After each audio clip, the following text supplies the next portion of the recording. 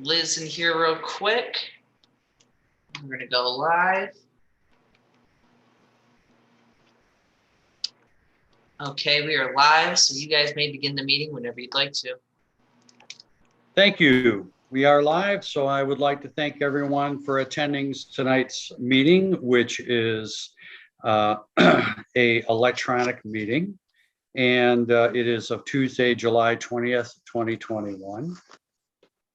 This meeting will be held electronically as authorized under the Open Meetings Act, Public Act 267 of 1976, as amended. Members of the public body and members of the public may participate electronically as defined on our website and posted throughout our township. That being said, I would like to call the meeting to order at 7 o'clock, and I would like us all to hopefully stand for the Pledge of Allegiance, please. I pledge allegiance to the flag of the United States of America and to the republic for which it stands, one nation, under God, indivisible, with liberty and justice for all. Thank you. Mr. Clerk, can you do roll call, please? Yes, sir. Supervisor Kowal. Here. Treasurer Roman. Here. Clerk Noble, Way Lake Township. Supervisor Kowal, your Waterford Township, excuse me. Treasurer Roman. White Lake. White Lake. Trustee Ruggles. He is in a hayfield in a downpour. He will All join right. us momentarily. Alrighty. Trustee Smith. Here, White Lake Township. Trustee Voorhees. Present, White Lake Township. And Trustee Powell. Here, Monument, Colorado. Nice. A long ways from home, Michael. Okay. Yes. All right. The items that are going to happen, we are going to remove item 8C and 8D from our agenda. And we will add the treasurer's report, which came in late because of the timing of the bank statements and such. That'll be added to the consent agenda as item 6G. I'm looking for a motion to approve the agenda. So moved, Mr. Supervisor. I have a motion from Mr. Powell to approve the agenda. Looking for support. I'll support it. I have support from Mike Roman. Roll call vote, please. Supervisor Kowal.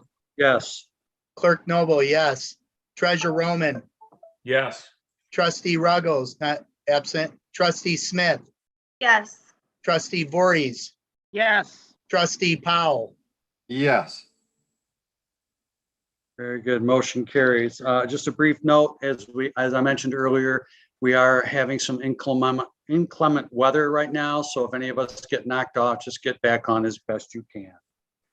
Next item is item number 5, public comment. At this time, if you have something you want to say, whether it's on or off the agenda, you'll have 3 minutes to do so. You'll have to raise your hand and be identified for the recorder. Use your raise your hand.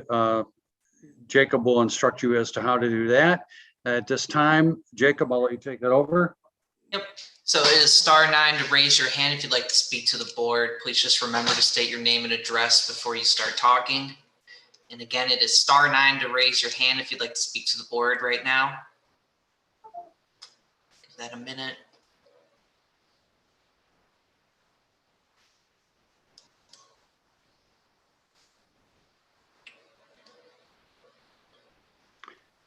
Not seeing anybody. Seeing as we have no takers, I will close public comment and move on to item number 6, consent agenda. Consent agenda is the revenue, expenses, check disbursements, list of bills, department reports, police report, fire report, department reports of community development, and the treasurer's report. Looking for a motion. I'll make a motion to pass the consent agenda. I have a motion to approve the consent agenda as noted. Looking for support. Support. I have support from Mike Roman. Roll call vote, please. Treasurer Roman. Yes. Supervisor Noble. Or Supervisor Kowal, sorry. You've done that a couple times. You got me wondering, okay? I know. The Freudian slip there. It's been a long day trying to run around try to replace the recording secretary that's ill. I would say yay. Okay. Thank you. Clerk Noble, yes. Trustee Smith, Yes. trustee Voorhees, Yes. trustee Powell. Yes. Motion carries. Thank you. Next, I'm going to group the minutes together. Yeah, we have minutes from the regular board meeting of May 18th, 2021. We have the special board meeting of May 26th, 2021, the regular board meeting of June 15th, 2021, and the special board meeting of June 22nd, 2021. Any questions or comments or amendments to those minutes? Looking, trustee Smith. I just had one minor correction that I spoke to Clerk Noble about earlier today during my trustee comment, so as so amended. I was reading from the Historical Society Gazette, so I just wanted to make sure that that was cited in my trustee comments, and we discussed that earlier. So I'd appreciate if my board members would join me in that just minor amendment to my comments. Very good. Duly noted. I'm sorry. June 15th. Thank you. She knew where she was going with that. Okay, on the June 15th meeting. Thank you, trustee Smith. Okay, a motion, we have a noted of the historical comments from trustee Smith on the June 15th meeting, as appears to be the only amendment. I'm looking for support to approve the minutes as presented with that amendment. Support. I have made a motion, my motion, and I have support from Mike Roman. Roll call vote, Mr. Noble. Trustee Smith, Yes. clerk Noble, yes. Trustee Voorhees, Yes. treasurer Roman, Yes. supervisor Kowal, Yes. trustee Powell.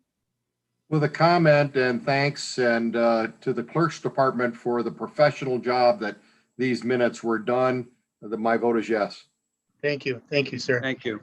Thank you. Item number 8, new business resolution 21-024 capital improvement bond series 2021 water system improvements, as we have all worked for here diligently over the last probably year and a half to 2 years, and in particular the last several months.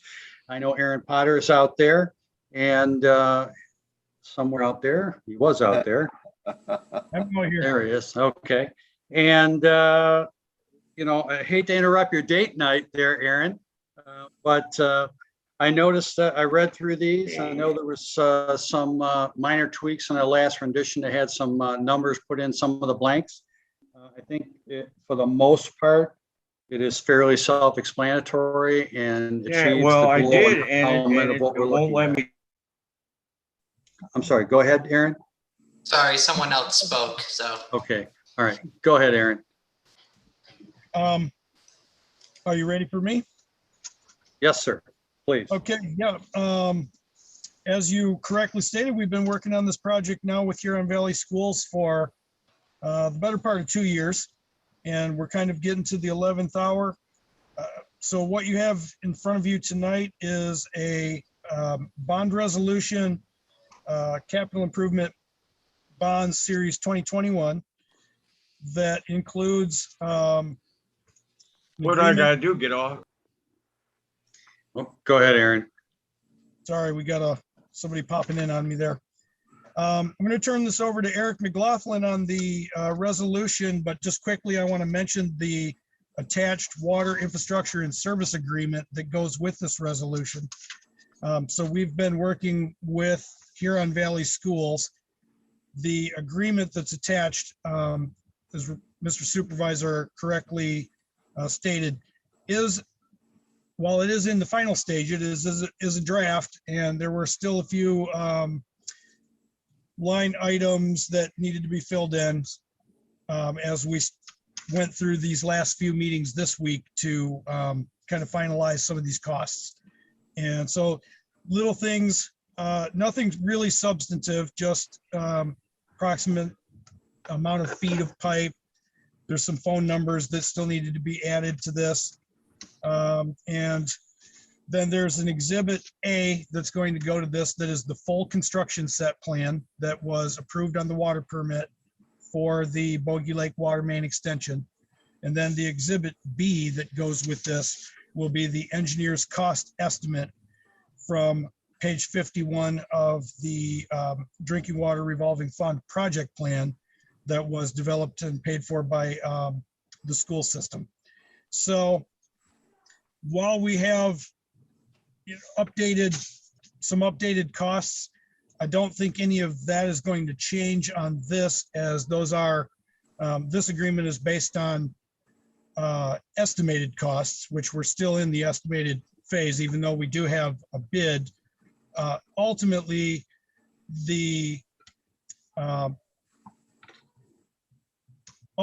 bond is, we'll only pay interest on what we draw on the bond, so those will be actual costs. And that is addressed within the water infrastructure and service agreement. So with that, I'll turn this over to Eric to talk about the bond resolution. Good evening, Eric. Good evening, Mr. Supervisor, members of the board, and thank you, Aaron, for that description. The bond resolution before you is very similar to capital improvement bond resolutions you may have seen in the past. It does all of the same things that those resolutions have done, plus it adds one provision for the approval of the water infrastructure and service agreement, as Aaron has described.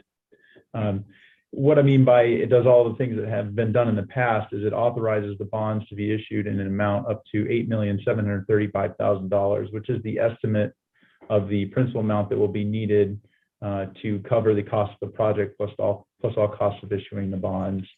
The bonds will be sold to the Michigan Finance Authority through its DWRF program at an advantageous interest rate, which I believe, Aaron, is 1.875%. Is that correct? That is correct. Yeah. It also authorizes, the bond resolution also pledges the township's full faith and credit to repayment of the bonds should that be needed. A portion of the bond debt service will be allocated to Huron Valley schools through the water infrastructure and services agreement, which requires payment of all project costs for the water line project from the district. The other portion of the project, the Aspen Meadows pump station or well station, will be paid from the township's general funds limited tax full faith and credit pledge that is authorized under this resolution. So that's very similar to any other general obligations that have been issued by the township in the past. Finally, the bond resolution delegates authority to the authorized officer of the township to take all the actions necessary to effectuate the issuance of the bonds, the signing of the proper documents to sell the bonds to the MFA, and related matters of that nature. If there are any questions, I'd be happy to answer those now. Any board members have any questions at this time? Mr. Powell. Yes, thank you. And this is a really important project and decision by the township board here. And we've been anticipating it for so long, and the people of the system, this is really critical. So in no way are my questions being asked to put a negative spin on this loan, but $8 million is a lot of money. And I'd like to at least put on the record things. And I'm wondering, since the township is placing its full faith and credit on this project, what are the liabilities to the township if the Huron Valley School System stops payment on their share of the payment? Eric? In that instance, which would be highly unfortunate, the township would be on the hook for the entire amount of debt service. The pledge of full faith and credit is essentially establishing a contract with the bondholders, in this case the MFA, to make those debt service payments within its authorized tax limitations under state law. So, should the district fail to pay, what would happen practically speaking is the township would continue to pay debt service and have a cause of action against the district for recoupment of those costs that were due to the township pursuant to the water infrastructure and service agreement. Yeah, I asked that question because we've been there before with the school system, and so this is a brand new board, a new superintendent, and so I'm not looking for this to happen, but I just wanted to know worst case scenario now. If the Huron Valley School, well, let me back up a second. Maybe Mr. Roman, Treasurer Roman might chime in here. If that were to happen, Mr. Roman, in your professional opinion, would the township be able to make the payments until we had satisfaction of collecting from the Huron Valley school system? Yeah, Mike, we always find a way to come up with the money, and I'm sure we would in this instance as well. Okay. So similar type question, what course of action do we have if the Huron Valley school system decides that a rate increase that the township board deemed was necessary in the water costs, if they decided they didn't agree with that and just did not pay their water bill, what would the township do about that? Well, Mike, I think you're actually speculating here.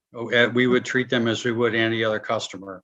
We would Okay. give them notification and follow the process that we have in place that Aaron Potter and I have developed over the last several years when I first came in to be a supervisor. So we have a policy, we put people on notice and we follow through with it to make sure indeed people meet their obligations.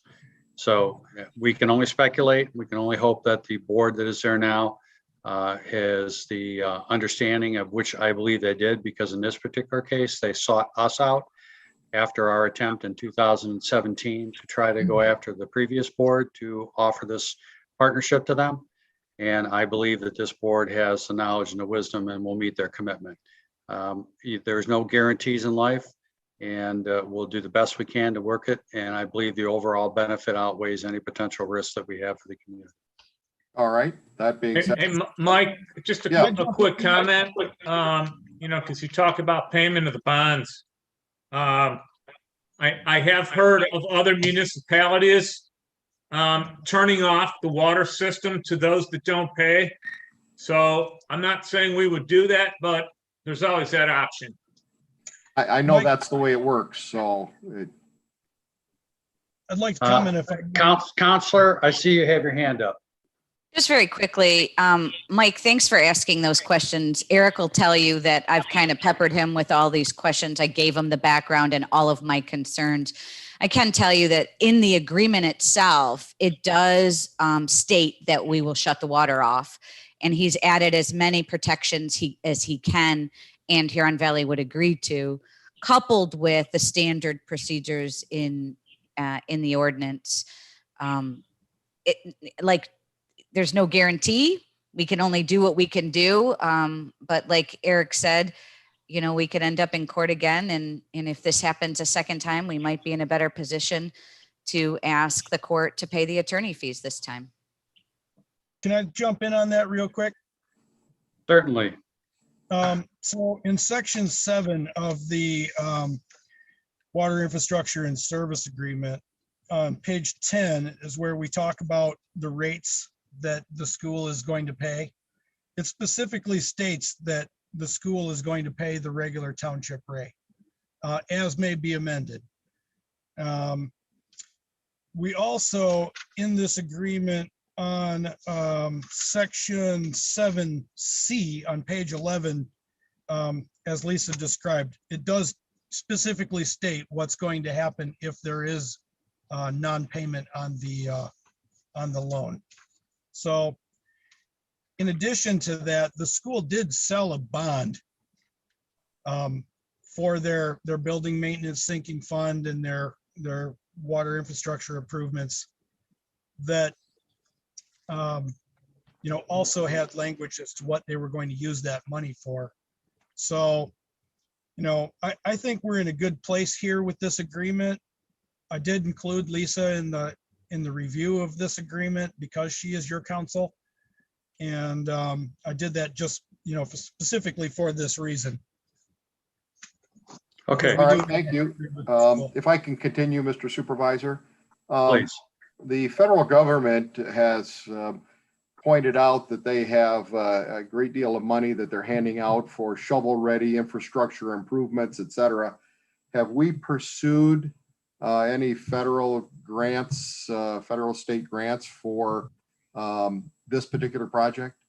That, first of all, the one allocation that we're receiving from the American Rescue Plan is $3.25 million that will be coming to the township. One of the items. Bummer. He froze, but if you remember last month, Trustee Powell, we discussed that ARP grant that is possible to go towards sewers. And I think Treasurer Roman can. They're still working on We came back. their. Rick, you froze up. We didn't hear anything you said. You went away. Am I there now? Mhm. Am I there now? Okay. Hello? Yes, you're here. Okay. Thank you. We have 3.25 million that's supposed to be our allocation that is coming from the township as part of the American Rescue Plan. There was some conversation of potentially using some of those funds to defer some of the costs of this, yet to be determined by the board. I am always pursuing money. I was just lucky enough to work with Mr. Roman and the staff to acquire $1.6 million through Haley Stevens for the Township Civic Center development. We just received notification that looks like we are approved for that. So that's moving forward. So any opportunity, I will seize it. And if we can find a means, we'll do it. But they do not have a clear definition of the infrastructure bill yet. So I can't go after something that isn't on the table yet. Mike, we just jumped into some conferences this week to talk about how to procure that funding. And, you know, we've been working on this project for going on 2 years now. So the timing of that didn't really quite work out with this to go down that road, you know, as an alternative to this road, but that doesn't mean those doors are closed going forward. As far as I understand, the direction from the state is to basically request the money and then start working on your expenditure plans to use it going forward. So that's what we intend to do. Okay. Of which we've already done the first step. So. All right. Another question is, if we were to obtain any grants or if the township had some excess funds, is there a penalty for early payoff of the DWRF loan? I don't believe there is, if I remember correctly. So we're going to pay interest payments twice a year on what we've drawn out of this loan. And my understanding is we're only going to pay interest on what we've drawn. So, you know, if we pay this off before the 20-year period, it is my understanding that we'll save a significant amount of interest payments. Is that correct, Eric? Okay. That's correct, Aaron. Just one last question, Mr. Supervisor. Other communities in the past have had some real problems with their asset accounting, and with us borrowing $8 million plus, will that debt impact our credit rating and our ability to obtain other loans for special assessment districts or other essential borrowings that the township may need? Well, these things are always need to be looked into. There's always the chance that there could be some future economic impact, but since there's a total basis for repayment of this, not only in the users, but also the agreement that we have with Huron Valley Schools, puts us in kind of a wash situation. Each bond market, it will be looked at, our bond rating will be looked at by a bond rating group, and they will make those determinations. I think Eric would be the one that would be most qualified to answer that question. Eric?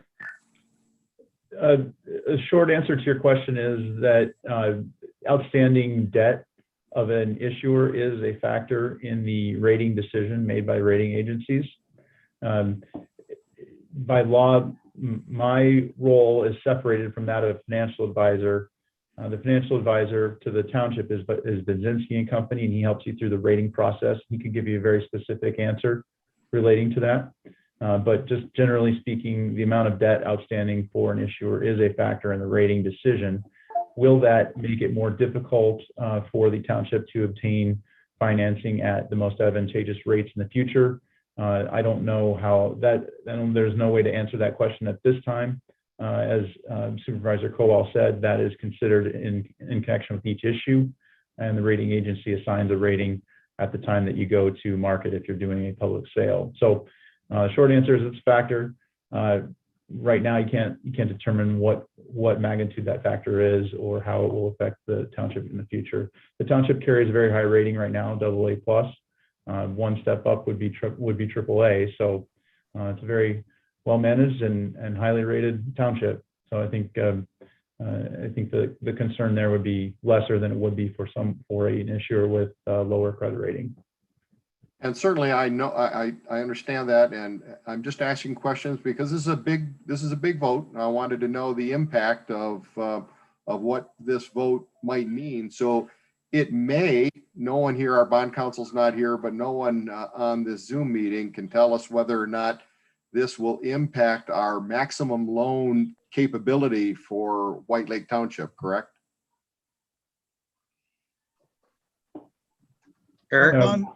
Our financial advisor is not on the meeting tonight, Mike. Yeah. Well, Trustee Powell, would you clarify your question? I don't understand what you mean by your maximum ability to obtain a loan. Well, I've been involved in other meetings and other projects where the community has maxed out the amount that they are able to borrow because of their asset to loan ratio. So under state law in Michigan, the township is subject to a 10% limit under Act 359, the Charter Township Act. You are limited to 10% of your state equalized value as the amount that you can borrow. Under Act 34, which is the act that authorizes the bonds we are issuing now, the provision under which we are issuing, Section 517, further limits that to 5% of the SEV. The Township of White Lake has a very high SEV, and so you're not close to your debt limit. So that's good news for the township. I don't anticipate you would be near your bond debt limit anytime soon, even with an $8 million bond issue. Okay, thank you very much. Thank you much.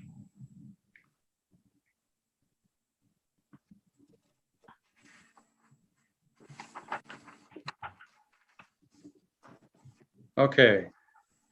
Mr. Roman? Yes. Does anyone know if we are also approving, in addition to this resolution, the water infrastructure and service agreement? The resolution itself, Mike, includes the approval of the agreement on page 2. In there. And authorizes the supervisor and township clerk to execute the agreement on behalf of the township. Okay, Correct. thank you. Okay. All right. Any other questions from the board at this time? Okay. Mr. Powell. Yes. Mr. Powell, I'm going to look for you for a motion. All right, Mr. Supervisor, this, Eric, sorry. Yeah, I just had one request of Trustee Powell. If you're going to make the motion, would you make the motion subject to an amendment to the Section 1, which approves the water infrastructure and service agreement? And the nature of the amendment is the agreement is approved substantially in the form presented to the board. The reason for that amendment is that the preliminary plans and the project budget are not attached in the version that you have. That would just give the authority to the supervisor and the clerk to sign an agreement that has those attached. All right, that being said, and hopefully our secretary picked that up because I don't have photographic memory. So I move approval of resolution 21-024, subject to amending section 1 as suggested by the township attorney, and authorize the supervisor and clerk to sign all such documents related to it. I have a motion looking for support. I'll support it. I have support by Clerk Noble. Clerk Noble, roll call vote, please. Clerk Noble, yes. Trustee Powell, Yes. Trustee Smith, Yes. Supervisor Kowal, Yes. Treasurer Roman, Yes. Trustee Voorhees. Yes. Motion carries. Thank you, everyone. And certainly appreciate all your help. Thank you, Eric, and everyone else involved in that. And thank you, Aaron, for taking time out. Mr. Potter, we didn't mean to interrupt your date night wherever you are. There you are. Okay. Keep moving around my screen. Township Board and Eric McLaughlin and everybody that's worked on this. Just like to take a quick moment to address the fact that I am out on date night with my wife. Tomorrow is our 20th anniversary, and you know, she's put up with everything that I'm going through and all the stuff that I've been in the water business as long as we've been married. And so she's regularly accustomed to having date nights interrupted by township business. Yep. But, you know, this project, I want to say again, thank you to the board for your vision in bringing clean drinking water to all of our residents in White Lake Township, not just here on Valley Schools. But this project is going to be a monumental project for the township, and I can't wait to get started. We expect notice to proceed October 29th. And we will essentially have 365 days till what we call substantial completion. We expect the water plant and the water main extension to be in service sometime shortly after the school year begins in 2022, but certainly before Christmas in 2022. So very exciting project for everybody, and I'm happy to be part of it. Very good. Thank you, Mr. Potter. Thank you. Have a good evening. Thank Okay. you, Eric. Congratulations, Thank you, Eric. Aaron. This work family has all spent anniversaries and birthdays together. So congratulations to you. Yeah, yes, we have. Next item on the agenda is under our new business, a request to purchase live scan and picture link equipment for police department. Chief Keller, you're going to kind of give us the lowdown on this. I got a pretty good gist of what it is, but let's hear what you got going on. Absolutely. Thank you, Mr. Supervisor. How do I sound? Good? Good. Okay, great. So we are in need of a new live scan and picture link equipment, which is our booking equipment. We have a computer in there that takes fingerprints for the individuals that are either arrested or citizens who need to come in to get their gun permits. They get fingerprinted. The picture link photo is the same way. So those two things are linked. It's run through Clemis and Clemis alone. And Clemis has advised us that it is going to be end of life at the end of this year. So we have to the end of this year to get new equipment. The equipment, as you can see, will cost approximately $18,000. This has lasted, the original equipment has lasted. It originated in 2007. It had a quick update in 2014. So this is expected to last a good decade or so, and it's well worth the money. As the technology evolves, the need for the equipment evolves, and actually a 10-year lifespan is actually a pretty good lifespan for this type of equipment. I also noticed that this will be purchased through drug forfeiture money. So it will not cost the general fund any money, of which I know this board is truly a fan of, and we certainly appreciate that and the hard work that's been done. Any questions from the board members at this time? Mr. Powell. Certainly, this information or this software is needed, hardware and software. I do want to point out to my colleagues there at the board that our last meeting or 2 meetings ago, when we approved a very large expenditure for the township computer system, I asked how long it was going to be before the police department, fire department, other departments were going to need a large expense of cash because we've spent hundreds of thousands of dollars on upgrades recently. And it was, the comment was, no, police have just had theirs and everybody else is, and we don't expect any additional costs. And here's another $18,000. I know it's needed, but we can't be so quick on stating that additional expenses aren't needed when we know chances are next month they are. So thank you. Well, twofold here, Mr. Powell. Number one, I'm not sure when we received a notification that the current equipment was going to expire. And number two, this is of no cost to the taxpayer. So that's the upside there. Any other further questions from the board? Mr. Noble. Yeah, Mike, Chief Keller had an officer, White Lake and Net. It was a smart move by the Chief Keller by putting a person in the DA spot. That spot, the city I came from, has brought in over 12 years, over $2 million. Matter of fact, since 2008, we purchased police cars with that drug forfeiture money. It more than pays for itself. We're using drug dealers' money to fight crime. And I think it's fantastic. And as we move forward with forfeiture, another case example would be Novi. They had a drug forfeiture over $7 million. They were able to apply that to public safety items such as their signage. They built a $7 million range where they lease it out to other agencies, FBI, ATF, and actually bring in revenue that way. So it's a fantastic opportunity that we're able to send somebody down there and then utilize that resource if we do have any surveillance needs back to White Lake Township. So. Okay, thank you. Any other comments from the board? Entertaining a motion.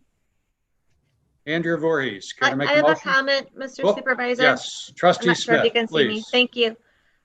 So to address Trustee Powell, this is something completely separate than what we were addressing a month or two ago with the server issue. So as we know, technology is always ever evolving. So this will come up again for the police station and the fire station that we need to keep up with technology for them. So this is a completely different, very particular need for our police department. But I did have just a quick question out of curiosity for Chief Keller that we might be able to answer for our residents. Will we be offering the services of iChat or CPL fingerprinting with this? We offered, due to we were doing CPL fingerprints probably for the past year or so. And once the COVID wave hit, we stopped doing it. And now that it's starting to back off, we'll again this fall offer CPL printing.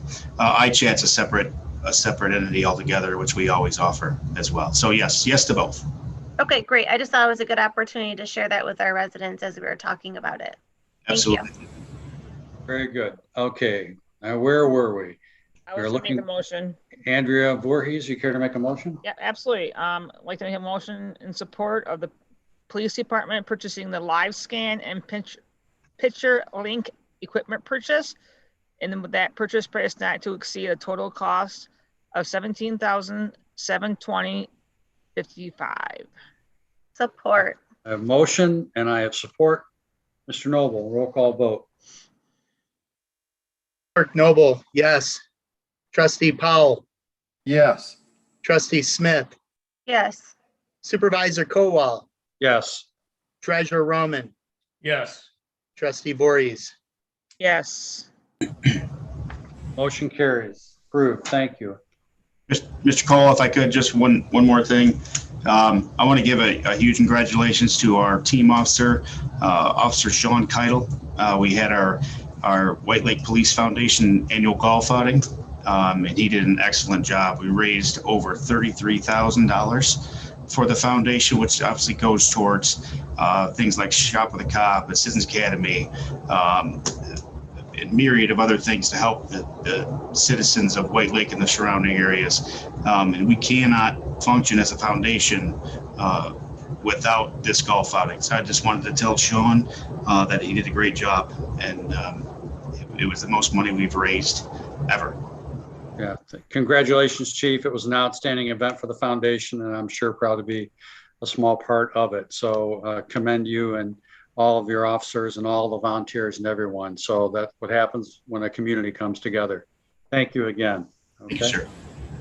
Okay, item 8E, preliminary site approval of Oakland Harvesters. Mr. O'Neill. Thank you. I will share some screens here while I chat with you. Ty Natilla, who is here in a box somewhere, is the owner of this property off of White Lake Road, just south of Andersonville Road. Let me pull it up here. So you can all see my screen. Here's Mac Industries. We've known where they've been located for quite some time now. Andersonville Road, White Lake Road. This 2-acre parcel is located in a cluster of 4 similarly sized parcels right here. You can see they had a temporary tent up for some work earlier this year.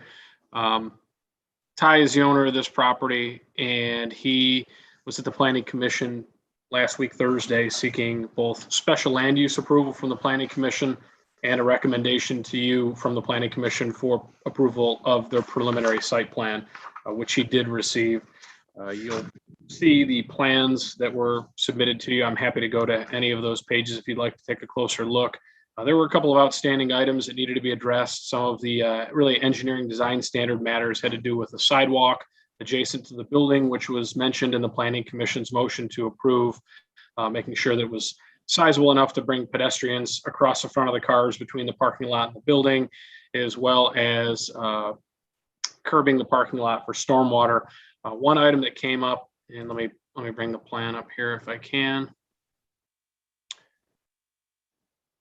One item that came up had to do with the sidewalk that is out front. The Planning Commission did make mention of the fact that the ordinance does require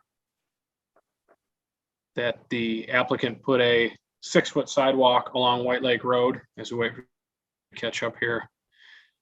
They asked the plan show the 6-foot sidewalk, but they did mention that since there isn't a sidewalk anywhere near this property for quite some distance in any direction, that they felt that having it approved as a part of the project and requiring that it be built at a future date made sense. So what they did was require it to be part of a plan and then make a recommendation to you that they had no objection if you would feel comfortable entering into an agreement for the installation of a sidewalk at a future date. Obviously, that would require a little bit of help from the township engineer in drafting something like this. It would be recorded against the property. And then, at a time when the system gets to this point, either Ty or a future owner would have an agreement in writing and a plan that's already approved that would require him to put the sidewalk across its 6-foot sidewalk across his frontage. So it was a little bit unique. It was kind of their way of saying, yeah, we understand it's not here. We want to address it, but now may not be the appropriate time. And I think they felt that may satisfy both. So that was one thing that they wanted to mention for your consideration. I don't know if Ty has anything to add or if Mike Lufkin has anything to add, but simply put, this project will be kind of a nice new addition to this part of the township. Again, it's zone light manufacturing and it's 10 acres in size. Oakland Harvesters does a lot of the weed harvesting for all the lakes, in this part of the county, this part of the state. And so they want to have an operation here in White Lake Township. So kind of nice to have them here. Their use is appropriate.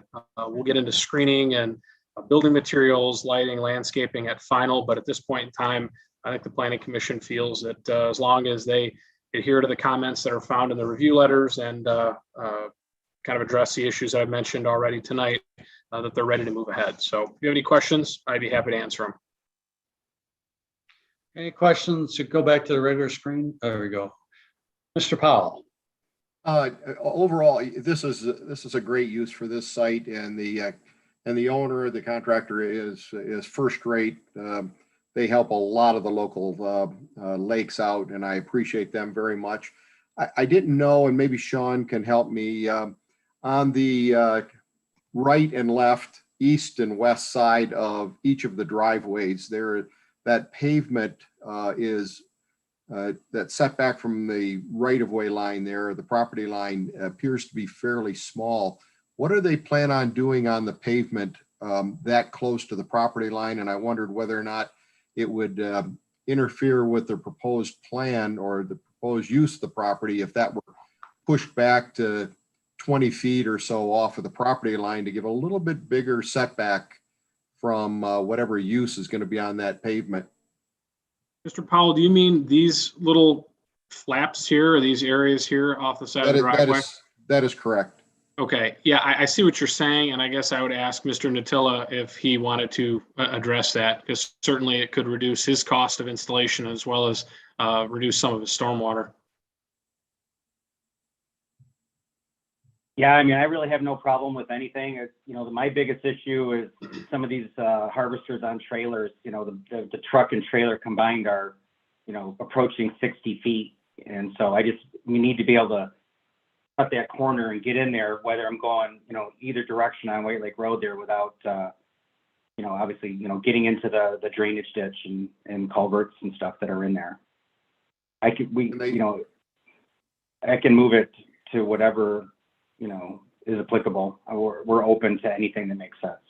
Yeah, and Ty, those units on a trailer, they stand 14 feet high. And so it'd be maybe nice to have that setback a little bit greater so that people going down White Lake Road don't see this huge machine sitting 5 feet off of the property line there. That was my only comment on the entire site.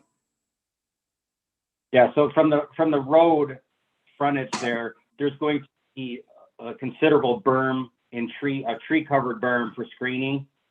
So there's a decent distance between the road and which will actually be the front parking lot. Most of my new equipment, this building it's technically a giant storage building. We're going to store every year. I'm trying to upgrade and get better equipment. This year we got 4 brand new harvesters. These things are just too nice and expensive to store outside in a Michigan winter, and we only work 4 months a year. So this is basically just a giant glorified garage that I can put my good stuff in there.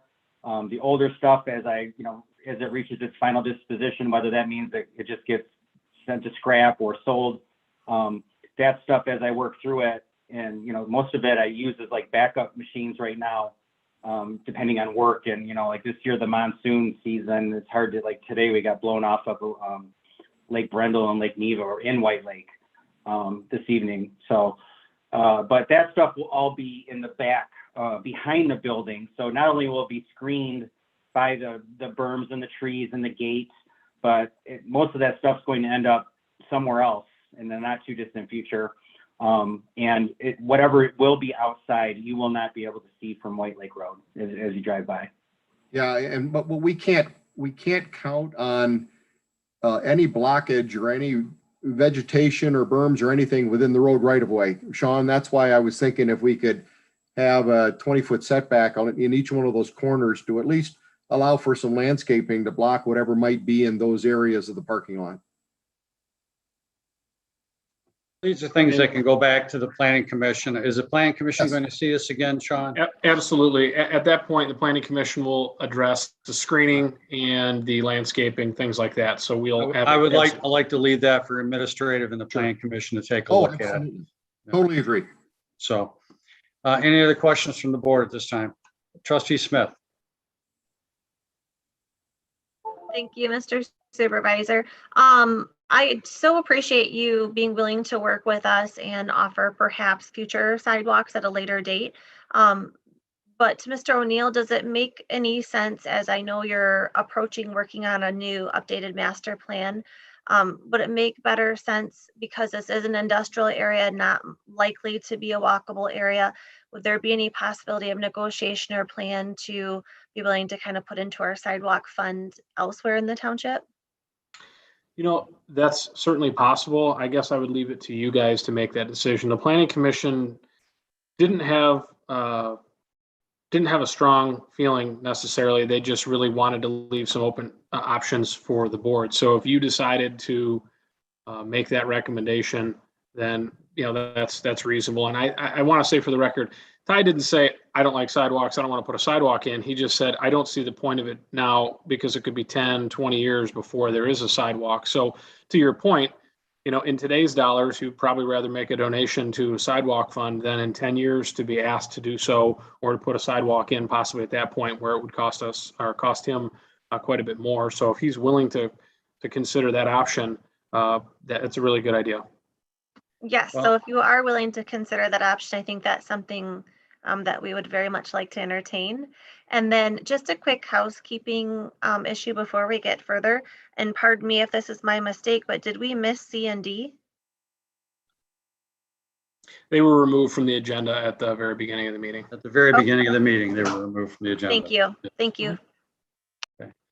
I appreciate that perspective. However, with the rate of growth that we have seen in the township and the fact that we have tried to go on a campaign of trying to put more trails and walkways in, I think it's in our best interest to consider keeping the agreement in place, because if a fund was paid into, and let's say 3 or 4 years from now, adjacent properties and multiple things develop over there,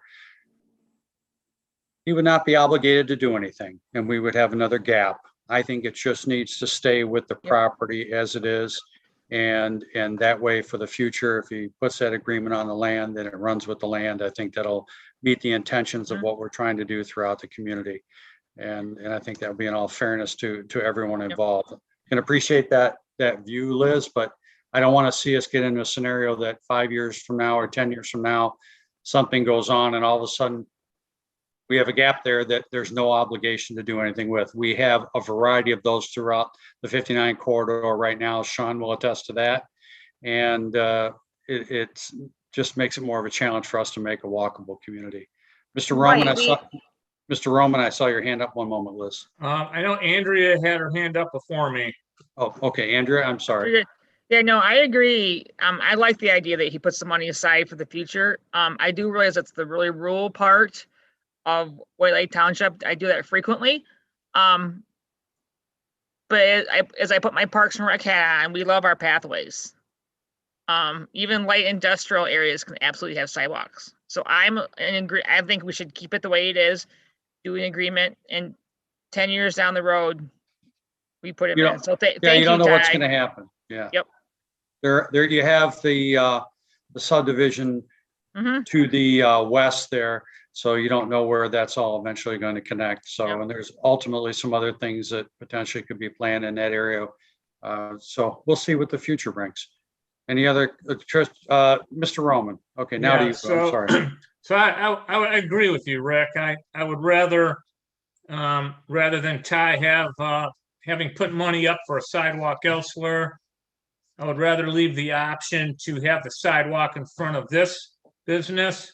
And I'm just curious if something could be put in place to where if the owner was notified by the township that we wanted that sidewalk put in, that owner would have maybe 1 year to do so.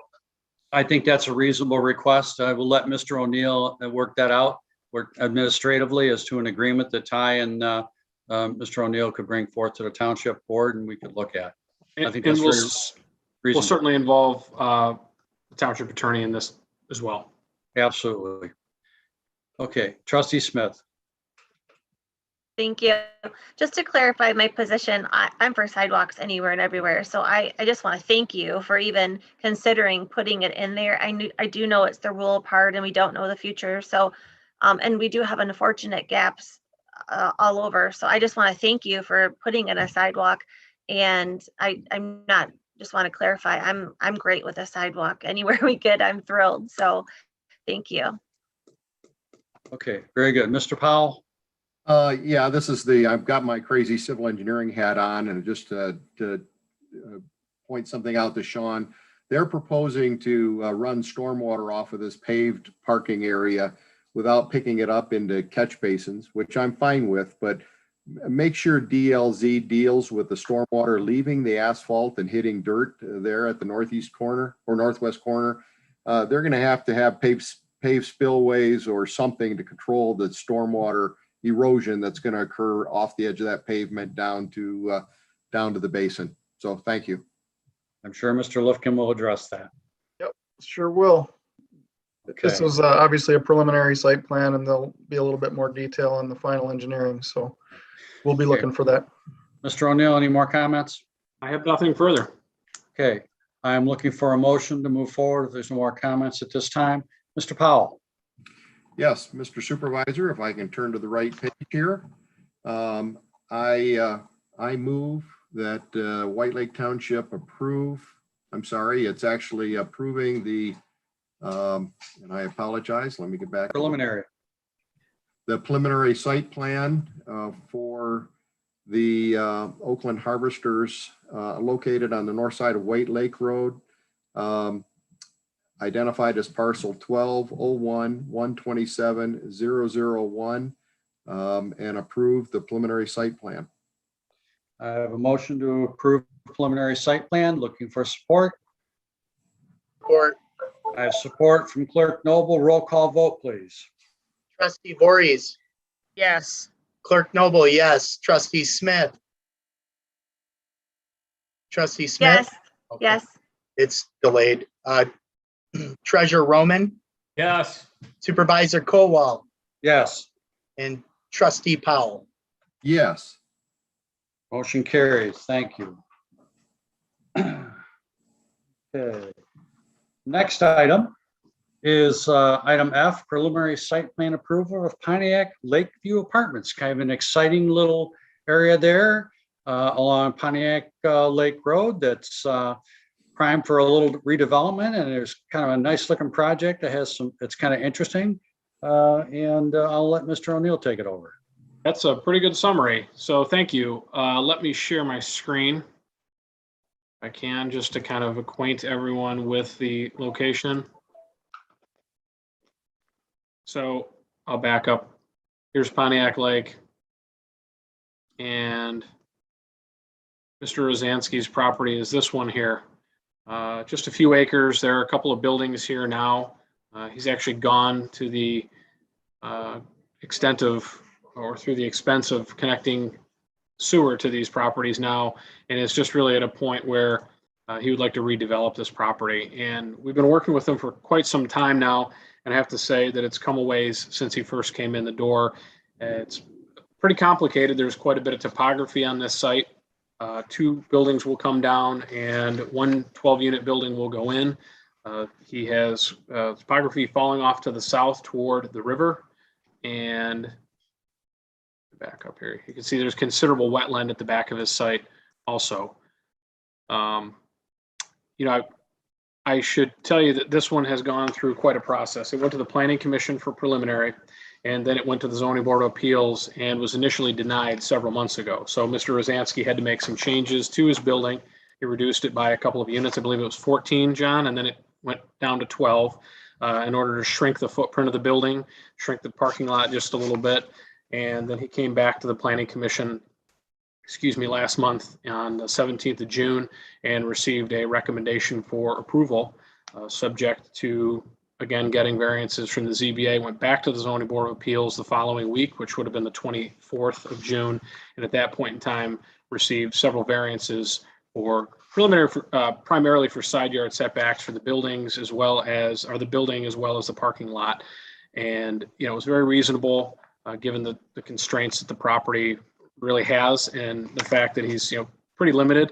The Planning Commission was excited from the standpoint that he's really making a nice investment in property that he's owned for some time now. It's really going to, improve that area.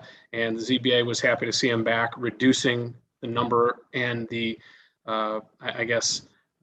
amount of variance requested. So they were pleased that he had done quite a bit to reduce the impact. So tonight you have before you a project that's been to the Planning Commission and to the ZBA. Planning Commission recommended preliminary site plan approval with some conditions, which are basically the review comments of the reviewing parties. And the Zoning Board of Appeals approved all the variances with the exception of one, which requires the applicant to put curbing in the parking lot, which the applicant has agreed to do. So all the other variances sought for setbacks were approved. So it's pretty clean at this point. It just is preliminary. So like the last project you looked at, there'll be some more engineering when they come back through final.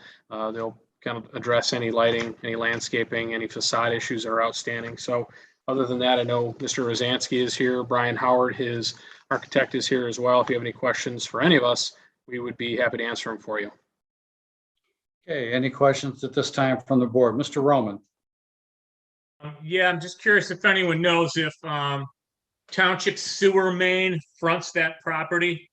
He has extended sewer to the property already, and so it is currently served by sewer. And when he did this, and I know Aaron is off on a date night now, but he'll tell you a couple of years ago when sewer was extended here, it was actually located in such a way to where it was out of the way, so it wouldn't be, wouldn't impact this plan, or wouldn't impact this plan very much, I should say. Yeah, we worked with Mr. Rosansky to come up with a plan, a sizing of the station and location that'll work with his current development. So it's set up for it. Very good. Thank you. Just thought about, I remember when it all came down because there was some conversation about having a duplex station and the requirements of it. And I think at that time, everybody had a gist of what direction he was going in. So he made the right choice at the right time. So, Mr. Powell. Yes, I wanted to compliment Mr. Rosansky and his architect as well. I believe they worked extremely well with the Planning Commission and the ZBA. They had to make some changes. They reduced their density, but this hopefully will spur redevelopment all up and down this area as those buildings are quite old. So I wanted to thank Mr. Rosansky personally. Okay, any other questions or comments from the board? Andrea Voorhees. Maybe I missed it or I just don't see it in my minutes. Why did it go from 14 to 12 apartments and it's 15 now, correct? If I remember what you guys said properly. It is 12 units now. It was originally 14, and he reduced the number of apartment units to reduce the footprint of the building to get a little bit further away from the side lot lines because there was a setback issue because the property is fairly small, given some of the other challenges it has. So that's why the number was reduced from 14 down to 12. Okay. Yeah. This is one of our old supervisors used to live in those buildings, correct? That's the building, correct? I don't know if it was this one or the one just up the road. I think it's the one up the road. Yeah. Okay. Maybe I'm looking at maybe I just can't picture the right building. Okay, continue on. I'm sorry. Thank you, gentlemen. Any other questions or comments from the board? Mr. Roman. So is this a 1-story or a 2-story building? I can comment on that. Yep, go ahead, Brian. Hi, Brian Howard. I'm the architect from HF Architecture, and it's actually a 2-story building. If you see it from Pontiac Lake Road, it's actually a 3-story building if you're looking at it from the Huron River. What we did is we actually buried what we're calling a garden level into the side of the hill because of our topography and the fall we have from road to river. Is we were able to actually, reduce the height of the overall building from the road. Yep, it'll look good. It'll nestle right in there and it's a great area. And those tenants will have an absolutely wonderful backyard to look out into, a beautiful natural area. So it's gonna be a nice little spot to be in close proximity to the lake. Any questions or comments from the board? With that, looking for Mr. Noble. I was just going to commend him for taking on this project during COVID and staying with it. He's investing in our community and I think it's fantastic to redo that. So I'm excited for you. Absolutely. Absolutely. Okay. Trustee Smith. Thank you, Mr. Supervisor. I just have one minor question. I followed this a little in the beginning when there was a lot of changes. So I just want to be clear. I believe an early issue was parking. So I now see 40 plus feet building, 10 feet parking is what's proposed. That's current information, correct? That's the up to date. So I think parking needed to be scaled back a little, if I remember correctly. We did. We were able to reduce some parking spaces when we reduced the 2 units. Okay. So what happened was we were able to pull ourselves off of what I'm calling this south property line, but it's really, I guess, the southeast property line. We were able to actually bring it off of that property line. We were very close before. That did allow us to, shift the trash enclosure and things like that. So one of our variance requests and we got granted for was the parking within the front yard.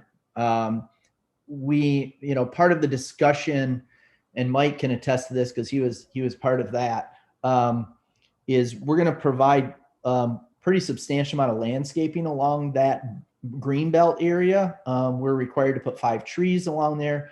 We're going to do aluminum fence with brick piers as a screening for the car headlights. So it's really, and we were absolutely willing to do that because of the fact that we feel it's important too to if people are walking down the nice sidewalk that we're providing there, that you just don't have, the fronts of cars right in front of you. So we really, from the zoning board standpoint, they were pretty clear that they wanted something like that, which we're going to work through a landscape plan for our final submittal for site plan approval.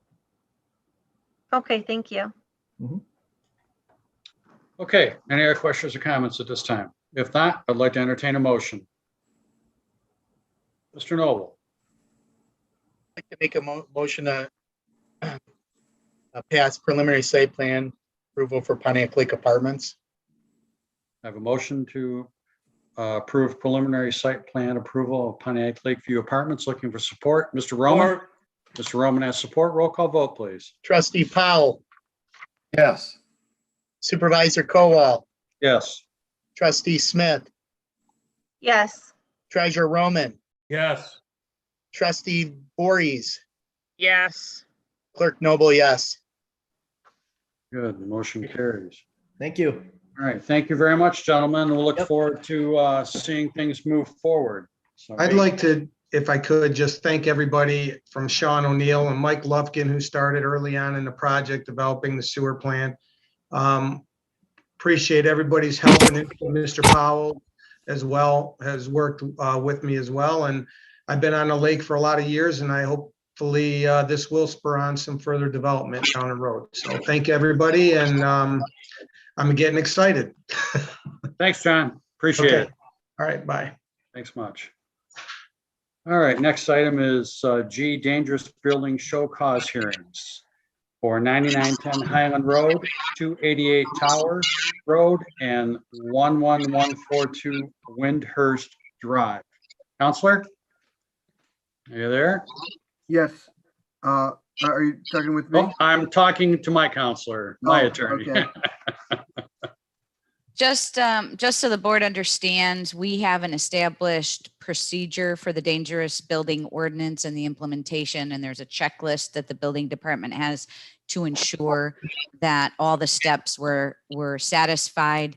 I do want to state just one clarification in one of these steps. The supplemental documents that we received today indicated that the respective property owners received certified mail notifying them of the show cause hearing today.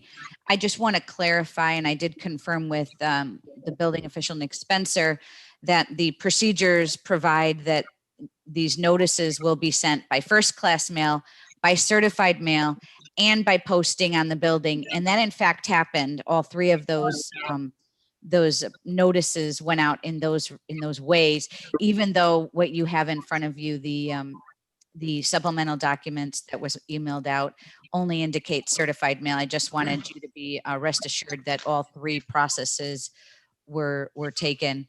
The purpose of today's show cause hearing is for you to allow the property owners an opportunity to show cause why you should not follow through with the decision of the hearing officer. Your options today would be to approve the decision of the hearing officer, to modify the order of the hearing officer, or to disapprove of the order. The rest of this, I'll turn over to Nick. This is Nick's item. Thank you. Nick Spencer, our building official. Yes, sir. Thank you. Good evening, board. Tonight, we have 3 dangerous building cases before you. As Lisa mentioned, you did receive a packet late this afternoon. I have to apologize how late that went out. Been very busy in the building department, so it did go out a little later than we had hoped for. So I hope you all had a chance to take a look at it. If not, I can certainly answer any questions that might come about. So we have 3 cases, so I think the best thing to do would be to proceed through each case individually. And let's go ahead and start with 288 Tower Road. So 288 Tower Road has been abandoned for approximately 2 years. there was many violations sent out for debris on the property prior to it being abandoned. Dangerous building hearing was held on January 19th of 2021. On that day, our dangerous buildings hearing officer ordered that the structure be demolished by June 1st of 2021.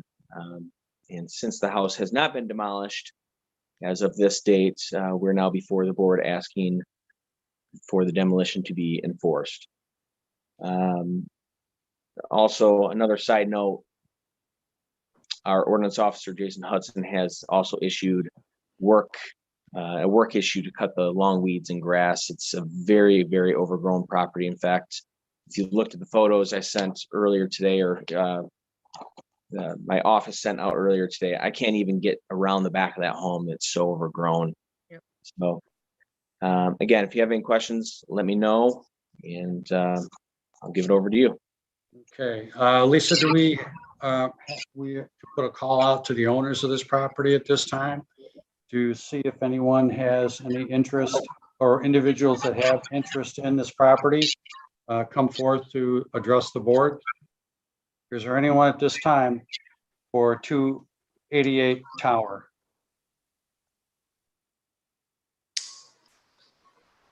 Again, *9 to raise your hand if you'd like to address the board.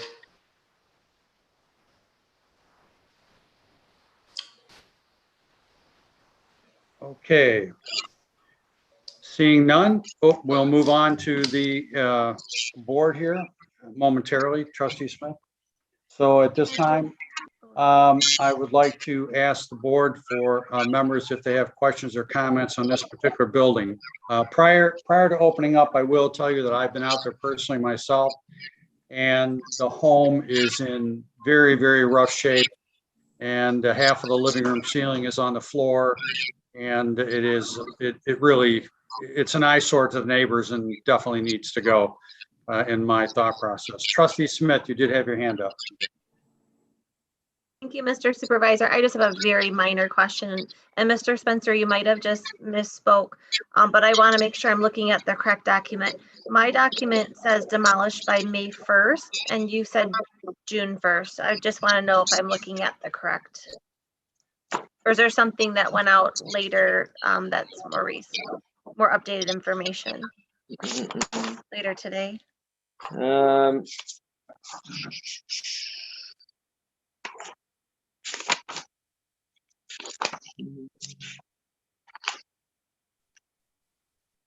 Just give me one moment. I'm sorry.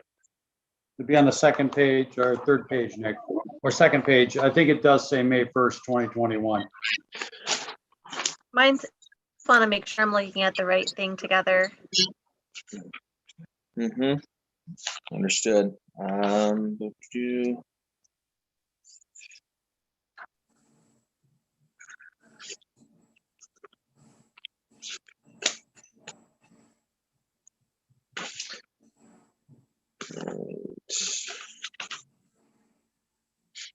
Is the second page dated May 9th is the letter? That is correct. It is May 1st. Okay, thank you for clarifying. I appreciate it. Thank you. Yes. Okay. All right, very good. Any other questions? Mr. Powell. I have a question of Mr. Spencer. The request for the demolition or raising of this building, can you kind of summarize to the board what condition the lot needs to be left in based upon that per our ordinance? Are the foundations removed or any slabs removed, and then vegetation reestablished? Sure. So for demolition, we require that the obviously the building be demolished, all foundations be removed from the grounds, and it be filled and seeded and mulched, and that obviously soil erosion be kept in place until such time that that the growth has taken place. Okay, thank you. Any other questions or comments from the board? Okay, seeing none, I would like to, I will make a motion that we, one second, I beg your pardon. Mr. Motion to Supervisor, approve. I beg your pardon? I can make that motion if you'd like. Oh, please do. So I move that we approve the decision of the dangerous meeting hearing officer for the demolition of the existing structure and its related improvements at 288 Tower Road, subject to that the length of time of the demolition be limited to as short a time as possible. Because the residents have lived with this way too long, and I don't want to extend the demolition out over 2 weeks before the lot's cleaned up. Okay, we'll take that as a motion, Mr. Powell. Looking for support? Oh, Lisa, go ahead, Counselor. So our procedures dictate that if the township board approves or modifies the order, then the owner, agent, or lessee shall comply within 60 days after the date of the show cause hearing. And then if it's not done, then the township can do it. So yeah, we're stuck for a couple days. I'm sorry. You started off by saying as soon as possible, and I was going to leave it alone because you'd have to comply with your procedures and ordinance. So we'll give it 61 days. Okay, Mr. Powell? Yes. Okay, and we'll schedule demolition accordingly. Okay, we have a motion. Looking for support. Support by Andrea. Support from Andrew Voorhees. Roll call vote, Mr. Noble? Supervisor Kowal, Yes. Treasurer Roman, Yes. Clerk Noble, yes. Trustee Smith, Yes. Trustee Voorhees, Yes. Trustee Powell. Yes. Motion carries.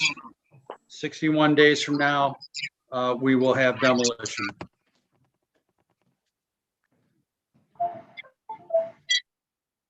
Mr. Spencer, Yes, your next sir. item. Your next item, sir. So next we have 11142 Windhurst. So this property has sat vacant for a long time. I honestly have no idea how long it sat vacant, but I'm going to venture to say at least 10 years. There's quite a history of complaints on this property. In fact, last time I was out there about a month ago, I had a couple people ask me, what's going on? How come this property's been able to sit this long? So, it's definitely on people's minds that the property has sat vacant for so long and has just continued to deteriorate. There's been numerous complaints regarding this address. Ordinance Officer Hudson, along with Fire Marshal Holland, have inspected the house. They have not been able to get entry to the home. But there was, back in 2016, there was a slight odor of oil coming from the lower level. The home's roof has several holes in it, allowing water to enter the home. Exterior of the building is damaged state, and the yard is in poor condition. Dead and fallen trees in the yard. At the time, Brent Bonnevier was the building official. He was advised that the home is in very poor condition, and at that time, Brent stated that he would do what he could to take it to dangerous building proceedings. That was back in 2016, so 5 years ago at this point. In 2017, resident made the following complaint: part of the building or structure is likely to fall, become detached or dislodge, or collapse and injure person or damage property. Building or structure and any portion of the building or structure that's unsafe for the purpose of which it is used, which is as a home. Let's see. And basically that this is unsanitary, unfit for human habitation. I have not had a chance to go into this home, but I will let you know that I have looked through the windows, and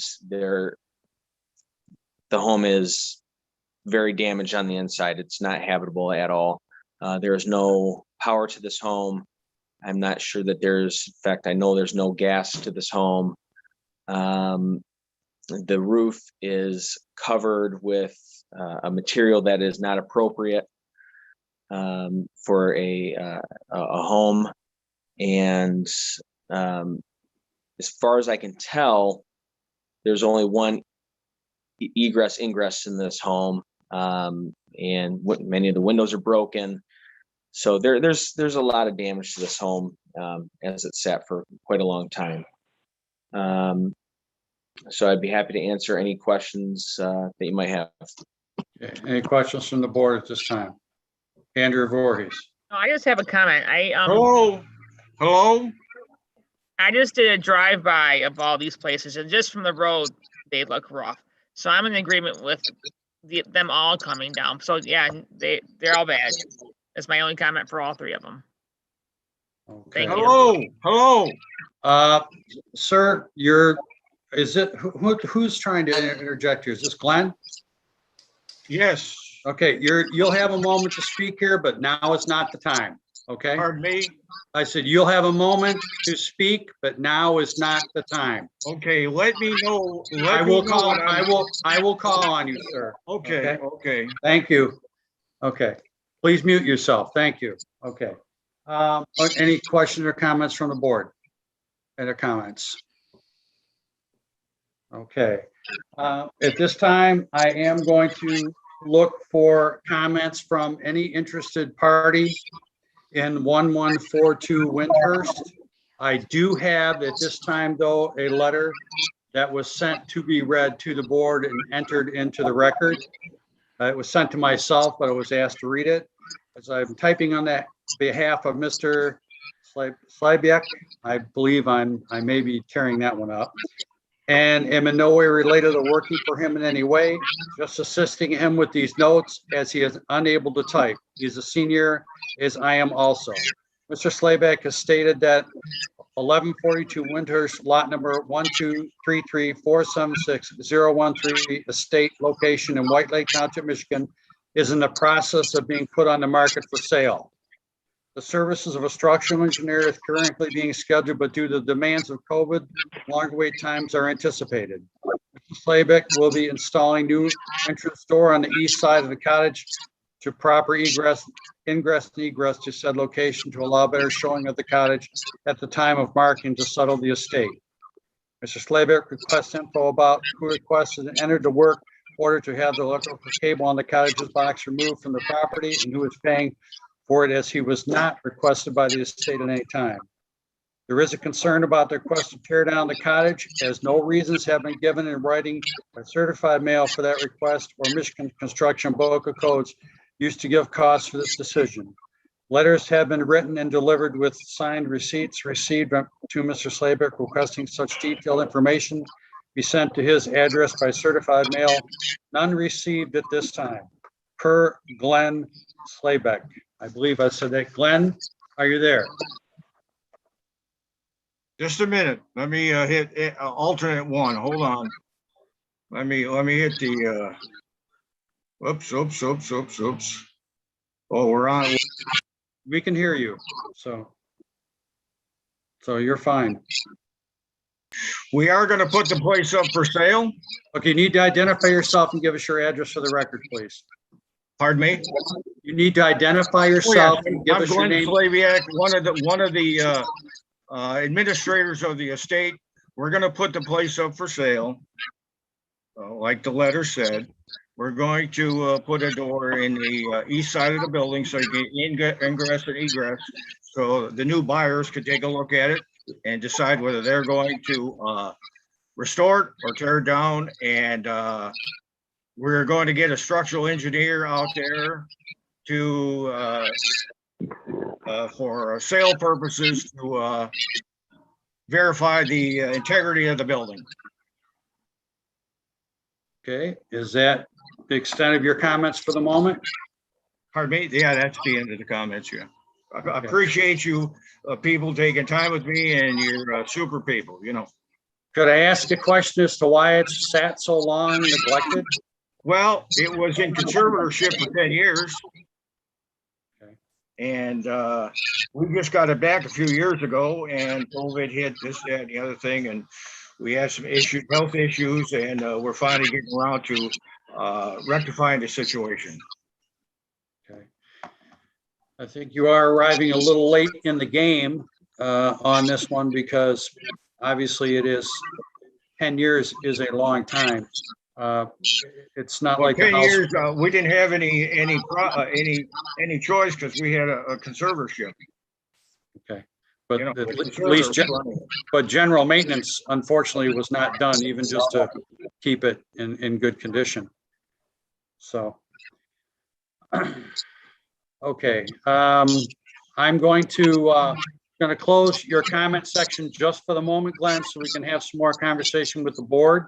Okay, so All right. I would ask you to refrain from interrupting until such time I call you out. Okay. Sure. Okay. Questions or comments from the board at this time? Mr. Ruggles. I apologize for being late. Just took a bath outside. I'm just going to listen for a little bit, and that's fine. I'm just welcome you to the meeting. What has to say? Yeah, sorry. You're about too that. dry looking. So Didn't foresee that taking place. Yeah. Okay. Any questions, Mr. Powell? Do you have any questions or anything for this? Okay. Mr. Roman. Just curious if the owner has shown this property to a realtor yet, and if so, what kind of value that realtor has suggested that property be sold for. Glenn, can you answer that question, please? Glenn? No, we haven't. Oh, wait a minute. Unmute me. Okay, hold on. You're good. No, we can hear you. We haven't shown that to a realtor yet. That is a good question. Okay. Okay, Mr. Powell, you're muted. Michael. Still muted. There you go. Yes, thank you. I'm sorry. I can't help but note that at this late date that they're saying that they're going to do some things.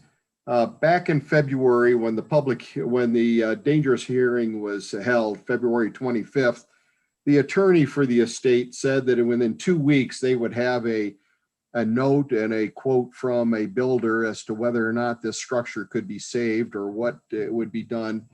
And nothing has happened. And now they're asking for an additional time. I'm sorry. I think we've noticed over the years that unless people are put under a major time restriction, their time is infinite, and the township and the residents have to live with dangerous buildings for way too long.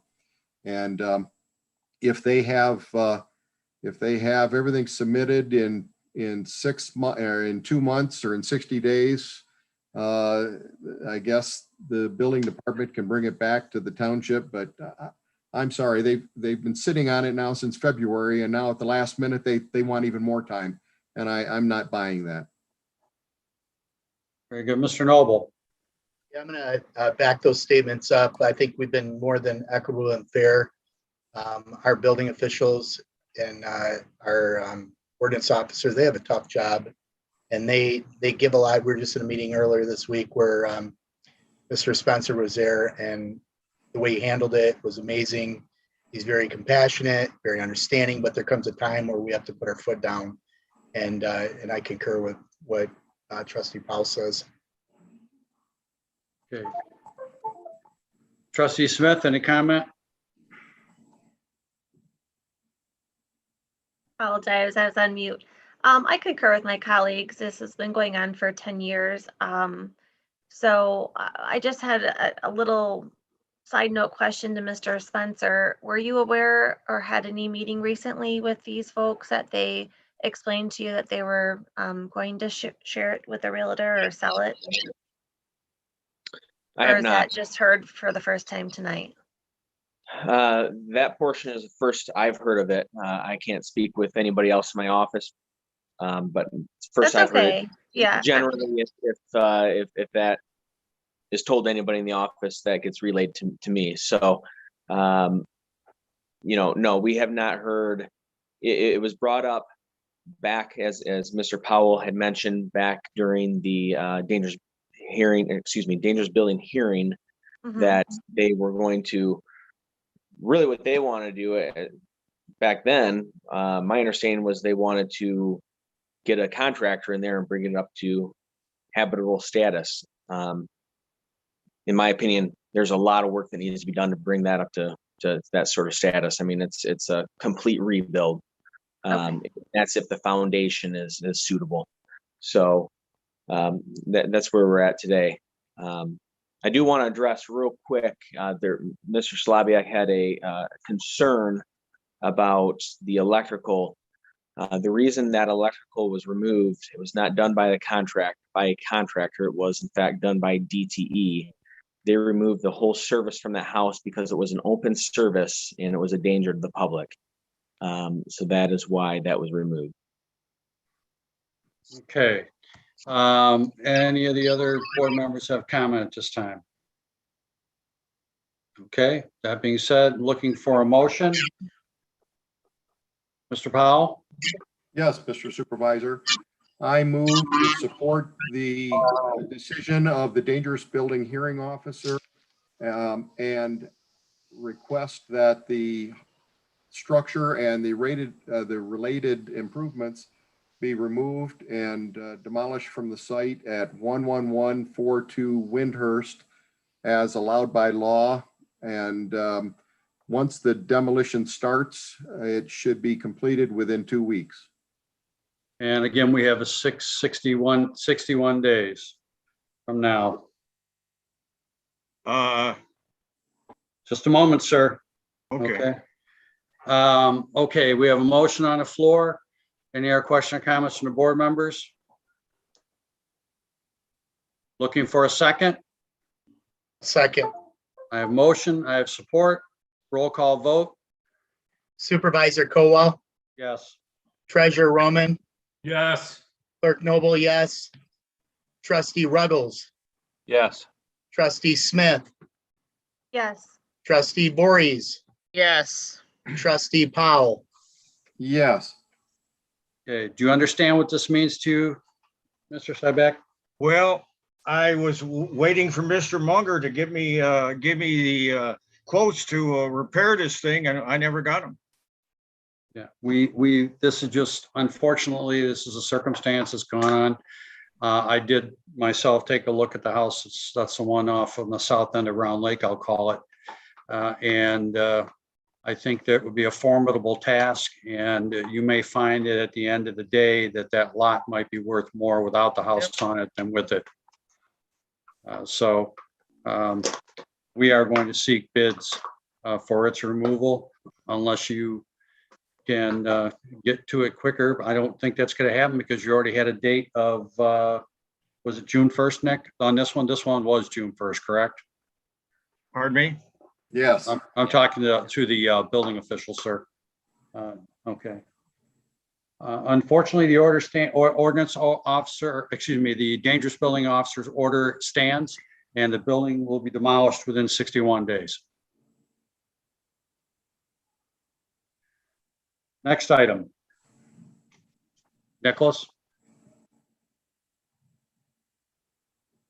You all are familiar with 9910 Highland Road. Excuse me, just one moment. 9910 Highland Road. Mr. Hutch and his brother had come before the board. I think that was last month or the month before, to basically see where the board stood for demolition and to uphold the dangerous building hearing officers, what he was enforcing. So I don't know if you want me to go back through this whole thing, but I mean, we've talked about this. I think this is now the third time this has Yeah, come before the board. I think everybody's pretty, unfortunately, all too familiar with it, Nick. So I don't think you necessarily need to get into it unless there is another board member that wants someone to get into that. I would Yes, prefer, Counselor. I would prefer that we establish a record with some history. That's fine. Go ahead and give a quick synopsis, Nicholas. Very good. Yes.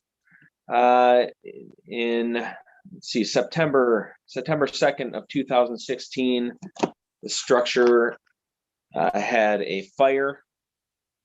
That fire was pretty substantial, and the house has sat vacant since 2016. The house roof sat open for several years. Obviously, being open to the elements, the changing of the seasons, and obviously water infiltration and all that goes along with that, mold, rot, everything else. That property has also had a great deal amount of issues as far as with our ordinance officer, Jason Hudson. He's been out to that property several times. He has been able to work with the property owner, who has, over the last probably 6 months, done a good job cleaning the property up. However, the inside of that structure, that home, has never really been touched. There's never been any cleaning of the interior to remove bad material. These are all things that really could have been done without a building permit, and nothing on the interior of that home was touched. So as far as I can tell, looking through the windows, it sits as it did almost 5 years ago. As you're aware, he did have a building permit at one point. The building permit by Michigan building code, after 6 months of no work being done on that, and really not meeting the goals of the original hearing officer's requests, we gave him a lot of latitude, and he still did not keep up with that timeline that was set forth. And then fast forward over 6 months, we rescinded the permit because of expiring after 180 days of no work. At that time, we came back and put it back on the dangerous building, held another hearing, and here we are today. It was ordered demolished by June 1st as well, and has not been demolished as of today. Okay. Any questions or comments from the board at this moment? Okay, seeing none, I will turn to the persons that have interest in 9910 Highland Road. Michael, I believe you are here. Do I see you? You are muted, sir. Yes, I am here. Okay. My brother Steve is on by phone. We had Okay. trouble connecting on the internet to get a live here. We also have 2 other people, which might clarify some things going on with the property. We have our attorney, Ari Lehman, and also Tom from Lopez Engineering, who had done the report, which in our last meeting, you guys seem to have misread some of it, or misunderstood some of it, I should say. Yeah, who's from Lopez Engineering? I'm sorry. Yeah, Tom should be on by phone. Okay. You know which number he is? Maybe you can unmute and speak up. Star 6. Tom, if you're in by phone. Yes, this is Tom Nickus from Lopez Engineering. Okay, thank you, Tom, for identifying yourself. All right, well, go ahead, Michael, and state what you address the board. Okay, well, as an attorney, I guess I'd like to start out, if that's okay, Go ahead. with some opening statements. So, hello, my name is Ari Lehman. I've been hired by Michael and Stephen to help them with the issue here. I am located at 309 South Gratiot in Mount Clemens. I want to start out by saying, I had a chance to review the ordinance, and it's very clear that there's more options here than just an order that the building be torn down. The ordinance is very clear that an order can come out of this board here today to correct this. And I think that's what everybody wants here.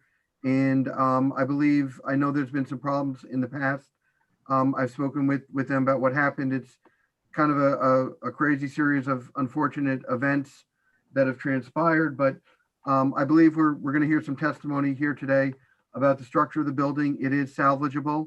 It does make sense to salvage this building, and there's insurance money that's there to do this repair. Insurance money took a little while. If the building's torn down, all that money that's there to repair it is going to end up with the mortgage company. So the money's out the window, and there won't be any way to collect on this. So I know it's been close to 5 years that this has gone on. We just heard testimony about a building that's been there 10 years. So I think at the end of the hearing today, what I would ask is that we get an order that this be repaired, that he be able to get a building permit. They tried to get one after they first one, they couldn't get too far because of the COVID shutdowns. And that, at the end of a certain period, if work is not started on repairing and fixing the building, then the order go in place. I think that would just end up being the best of both worlds for everybody. If they can get the building done and repaired, I think that's what everybody wants. Won't cost the town anything. If it gets torn down, I don't think he's likely to be collectible. I read the ordinance. I know he can be charged for everything there, but the town will be stuck with a lien on a vacant piece of property. But I think if we get the report from the engineer, there's value in this building, and we're going to hear testimony that there's money there to get it done, and they're ready to get to work right away. I know there's been some delays, but they're obviously serious about this. They brought in both a lawyer and an engineer. So I think, as you said before, sometimes you need to light a fire under people to get them going. I think the fire is there, and hopefully if you can give us a period of time to get started on the construction, you'll see that they're doing the right job. And if not, you can always order it, a few months later to start the tear down process. Okay, thank you. Anyone else have an interest in the property have anything to say? So, Mr. Thomas, if you could give us a rundown of the condition of the property, what you've done to inspect it, and what your opinion of the building is. Sure. Can you gentlemen hear me? Yes. You can. Yes. Hello. Yes, we can hear you. Can you hear me? Yes, we can. Hi. Okay. First of all, my name is Tom Nickus, and I'm a licensed professional in the state of Michigan. I've had over 35 years of diverse construction experience, primarily in the site civil development and structural engineering field. I'm currently very good at the design of wood, concrete, steel, and masonry. My bachelor, back in 1985, I achieved a Bachelor of Science degree from MSU with emphasis in structures. Also right after 1985, I wanted to work for McDonald Associates, which is a soil engineering company. My broad range of my early development was done with working for Shepard Engineering for Ike Shepard from 1986 to 1990. And basically during that time, he taught me my basic skills. During that time, I passed 16 hours of engineering and training and examination for general engineering. From there, I chose to go on for more money, and I went to work for Harris Lewis in Orson, May, and worked as a field engineer for heavy duty construction. I worked there 4 years, and at that time I passed 16 hours of examination to become a professional engineer and licensed and registered in the state of Michigan. From that, I chose to go on to GM Engineers. I worked in site civil development for a year, and continued to go on to another company, Mikulich and Associates, for 4 years for site civil development. In the year 2000, I worked at site civil development for Land Tech Engineering, again heavy construction. In 2006, I went for more money. I worked for JCK and Associates, involved with site development. Shortly after my employment with that firm, the country entered a recession where 2/3 of the engineers were out of work in Metro Detroit. At that time, I achieved my master's with emphasis in structures. I was a caregiver for my ailing parents, and I would do any kind of means of income as a handyman, snow removal, or lawn care. In 2012 to 2016, I worked at Green Tech as a site civil development engineer. And currently from 2016 to the present, I'm a structural engineer working for Lopez Engineering, doing residential, commercial, and industrial construction. With that being said, let me lead to what I've been seeing regarding this project. Back in 2019, September of 2019, the structure was in dire straits. It wasn't unlocked. There was portions of the roof that were falling in. The grounds were disturbed, and the lawn was in bad condition. I just went there today. The lawns were completely cut. All the debris on the outside of the facility appeared to be completely removed. I could not get into the structure until Michael Hutch opened up the front door to let me in. And then I went inside and I looked, and contrary to what one of the board members said, there's been work done on the inside and the removal of fire construction debris. And all this, and a lot of this material has been removed. I'm not saying everything, but I'm saying a lot of it. And number one, the foundation is structurally sound, except at the garage side where there was an overflow of the lake, where there was some structural hydraulic damage. That's the only spot. The rest of it is fine. The brickwork is a double width brickwork. It's not just a brick fascia. It's a structural brick that can support a roof system. The roof is going to be completely replaced, but as far as the fire damage to the roof, the majority of that roof that was going to fail has been completely removed, and temporary roof system was installed, and twice in a 6-month period did they install a better sheathing, a better canvas system over the roof system to prevent further damage to the structure.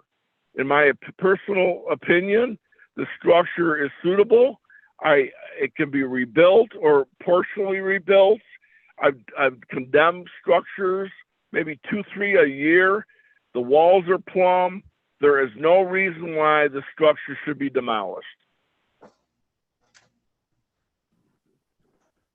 Okay, thank you for that comment and that information. I'm going to, at this time, turn it over to the board for some questions and or comments. Can I add something, Rick? Yes, please. Yeah, I'm not sure because we had talked to different people at some of the meetings.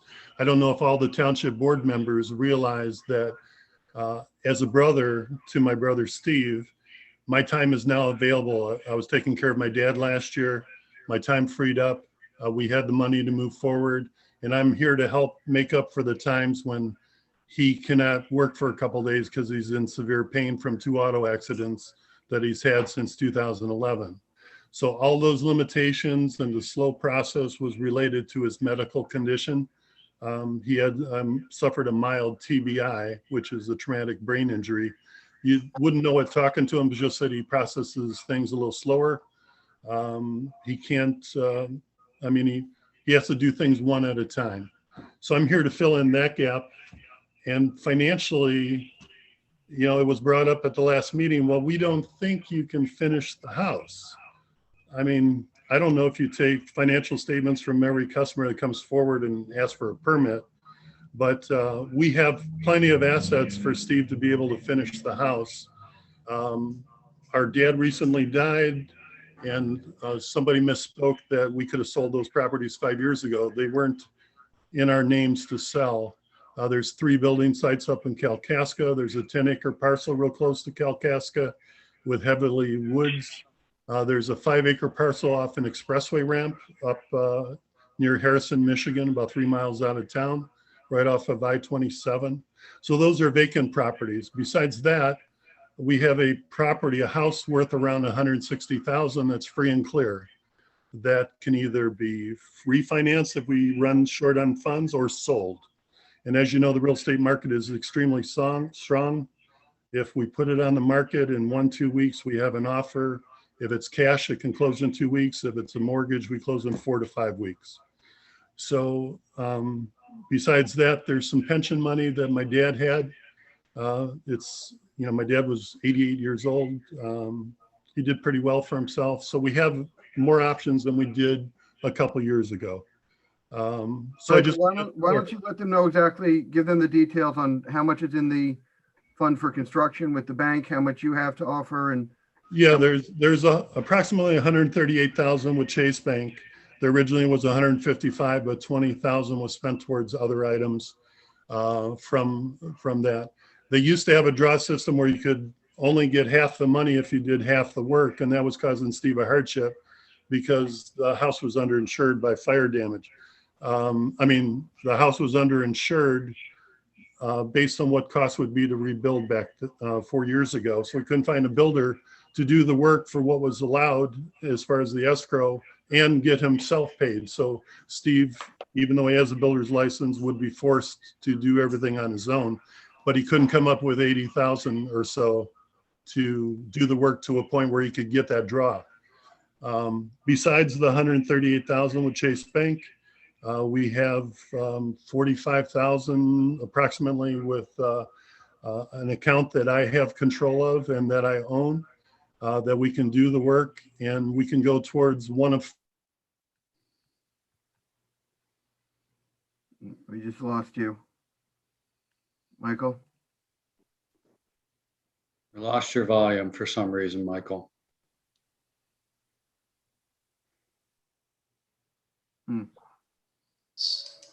Hang on. There we go. Oh, no, you came back. Oh, okay. You're back now. All right. Michael, we heard. Chase Bank, the federal government now allows 4 draws instead of 2. So, and we had enough money. We thought we'd have to do a proposal with them and say, if you want the house done, this is how we have to do it. But they informed us that we're good. As far where as you cut, Michael, not to stop you, but you cut off at after you said 45,000 and you had control of them. The rest of it we didn't hear. Yeah, the $45,000 that I have control of is an account in my name, my company's name. And that is enough money to work towards draws of 25%, 25%, 25%, 4 draws towards the final project. So if we need additional shortages or that, I've mentioned that we have assets that can be sold.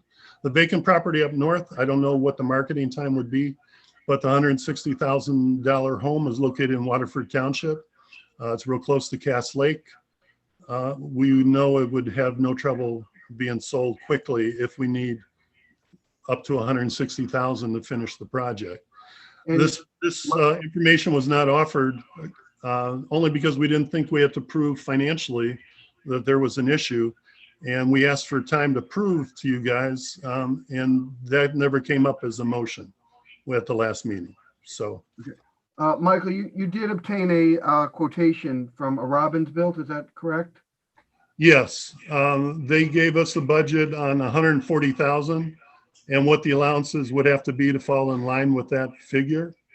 Verbally, we were told that 190,000 would be probably the number if Steve was to control all of the contractors. The problem with the 190,000 is something like painting, the quote's 14,000. I can buy $1,000 worth of paint and you give me a week and I can have it primed and finish coated. The contractors that we've gotten bids from so far, let's say, for example, the heating and air conditioning quote we received yesterday, 21,500. Steve received the quote from a reputable long-term contractor in the area for 10,000 less than that. So the numbers out there are all over the place. And if we shop properly, we're not going to be forced to spend an enormous amount above what he's working with. But we can if we have to. That's the options that we have available. And Steve loves that property. I've told him, I said, Steve, you're going to maybe spend more than I can sell it for in the real estate market, but he's been there since 2004, paying property taxes and a $300,000 mortgage. You know, he loves the location. It's right on M59. You know, he would, it's up to him what he wants to do, but I'm here to help him if needed, as needed, so. Yeah, I mean, I think that's an important point to note here. There's a $330,000 mortgage on this. So if this home doesn't get built, I mean, he's basically, this is financial ruin for him. So I mean, this is going to be a really bad situation if the tear down happens. Yeah, who's going to compensate Steve for the walls, the foundation, the well, the septic, all the walls that are good? The plaster, when it was removed, the 2x4s are not damaged underneath. And that's along the wall that had the serious portion of the fire. The drywall, there was a 1/2 inch of drywall plus another 1/2 inch of plaster. And that was an adequate barrier because the fire department did respond quickly to the fire. The fire was discovered probably within 15 minutes or 20 minutes of it actually starting. And the fire department was there in minutes, you know, because they're just down the road. So anyways. Okay. All right. I want to move on if we can. Are you satisfied with what you've presented to the board, Michael? Yeah, the only other thing is that the building permit, I know it expired after 6 months if nothing was done, but there was stuff being done on the inside of the house. Unfortunately, we had no record of any activity because no one called or made the township aware of anything. So, well, I think everybody was concerned about people falling dead in China, you know, from some virus that was coming to the United States. And we have been operational through all this, believe it or not. Well, I know, but there was a shutdown of people being able to work, and you know, well, anyways, that's neither here nor there at the moment. No, I think we got testimony from the engineer that a lot of work had been done on it, so we just went and saw it today. All right, I'm going to take and ask you gentlemen to hold on a moment here. I'm going to address the board at this time. I'm going to ask the board for any other further comments that there may be from any of the board members. At this time, any of the board members have any further comments on this particular house? Mr. Powell. Oh, you're muted, Michael. All right, I know it's a surprise, but I'll start. You know what? I certainly understand the issues fairly well. I, for one, am not willing to give an unlimited amount of time towards the repairs on this. And the big question I could ask their attorney that if they turn around and don't meet some deadlines, if this board allows them to continue, but still not meet a deadline, a home that's in its current condition may have been improved with 30, 40, 50, 60, $100,000 more, but this board's not going to sit by and let that building sit vacant for years more. And so this board may turn around and say, I don't care if you put 150,000 into it, you're not done. And you didn't put your effort into it. Therefore, we're going to rip it down now. And now you're going to have an even bigger cry because we let it go on and you then put the new improvements into it. So if this board so seems obliged to give some more time, I recommend to my colleagues that we continue with the bids, obtaining bids. So in 60 days, we can turn and say, all right, Mr. Homeowner, what have you done in 60 days? And if the building department believes that they are proceeding and will be completed within maybe another 6 months or 3 months or whatever, we can coax that out there. But I don't want this proceeding to continue in another 60 days and come back, or we give you 3 months and nothing's been done. And now we have to start another 60 days. And so again, I'd like very much for this board to put a deadline on whatever happens so that there's an end to this. Very good, Mr. Powell. Any other comments from the board members? Mr. Roman. I'm just curious if Nick or anyone knows or has an estimated cost of demolition for this project.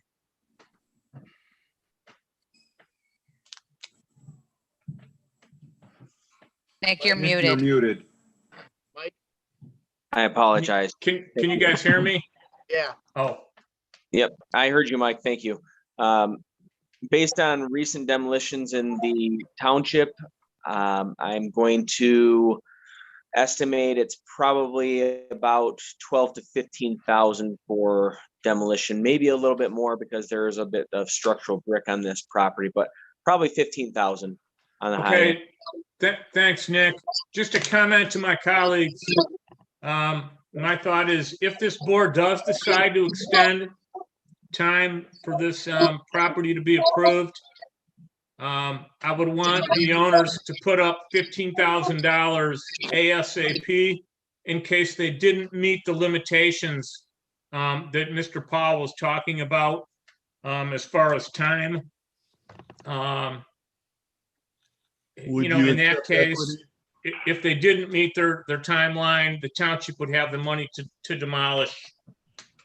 The money we need to move towards the draws, are you willing to accept equity value? No. Because cash. No, we wouldn't entertain that. We would have, if in order for us to go down this road, I can see where Mr. Roman's going, because we'd have, that's not to say that something couldn't happen as you got further into the woods on it. Things could be looked at again, but does the bond somehow fix the question of being able to follow through? I beg your pardon? Years ago, when I redid an old farmhouse out in the country, I purchased a bond which guaranteed that the work would be completed. And if I didn't, the bond company would finish the work. I don't know if that thing is still a practice today. I haven't checked into it. Yeah, I would recommend to the board only cash. Dealing with those bonds is it's a whole bunch of red tape, and I wouldn't suggest accepting that. All right. And what type of time limits are you going to place on us? Because as you know, the construction industry is challenged, and things may take, a month or two for a certain contractor to show up, even though we have things in place, So I'm sorry if I'm interrupting the board. I apologize. Okay. There is, just to give you a rough idea, I know of some folks right now that are building homes, and they are telling me that a lead time on a new home of the 2,500 square foot range from ground zero, which means they're not working backwards, is anywhere into the current market up to 8 months. Okay. Okay. And, but, you know, you're going to be working backwards there for the first 6 weeks. And I know that, and Mr. Powell knows it because he and I have both done this. And you're going to do a lot of backstroke until you can go forward.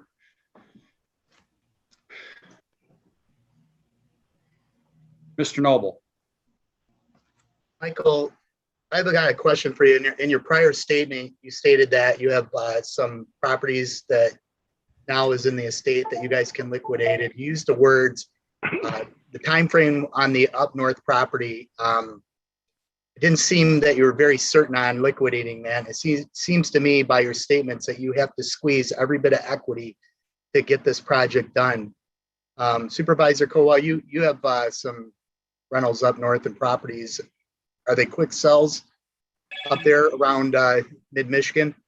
All depends where you're at in the real estate market, but things are moving in the state of Michigan. We have approximately 300,000 to work with without selling the vacant land. I just haven't had a chance to go up there and inspect those properties. My background's real estate. I've been selling since I looked 15 years old here in Oakland County. In fact, I met Mike Powell years ago on some proposals for subdivision development with his engineering company. But I've sold real estate since I was 19. Maintained a license all those years. So I can go up there and quickly assess marketing time, value, etc. I just haven't had a chance yet. Right. Well, here's the whole thing. If you haven't had a chance to do that, how are you going to build this house? Don't get me wrong. Okay. What? If you haven't had a chance to do that, how are you going to address this house? Well, okay? What I'm just looking at, I'm not setting priorities, and yeah, I'm not being critical. Michael, I'm not being critical of you. I'm just being realistic.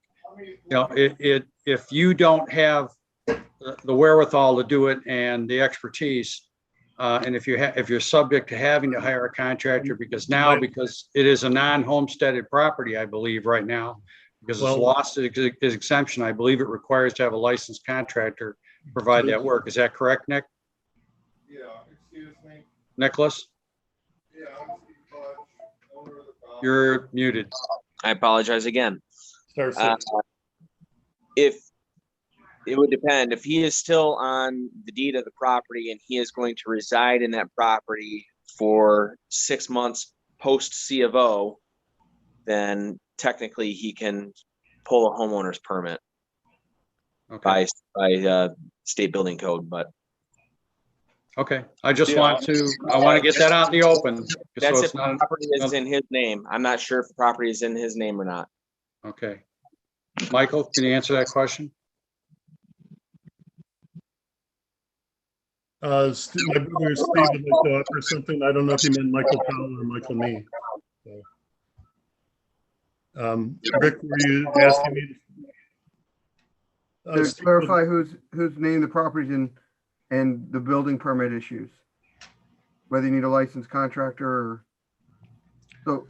My brother has a builder's license, so he can hire contractors, and he's had some training that basically to get the license. Anyways, I don't understand the question exactly. Michael, I think what Rick's Supervisor Kowal is trying to tell you is unless you're a established builder right now, you're going to have a very, very difficult time getting trades. You're going to have a difficult time being pushed to the front of the line with those established builders. So you're going to have a very, very long timeline when building. Let me address them. Steve would like to address you on that question. Steve, go around so you're not feeding back.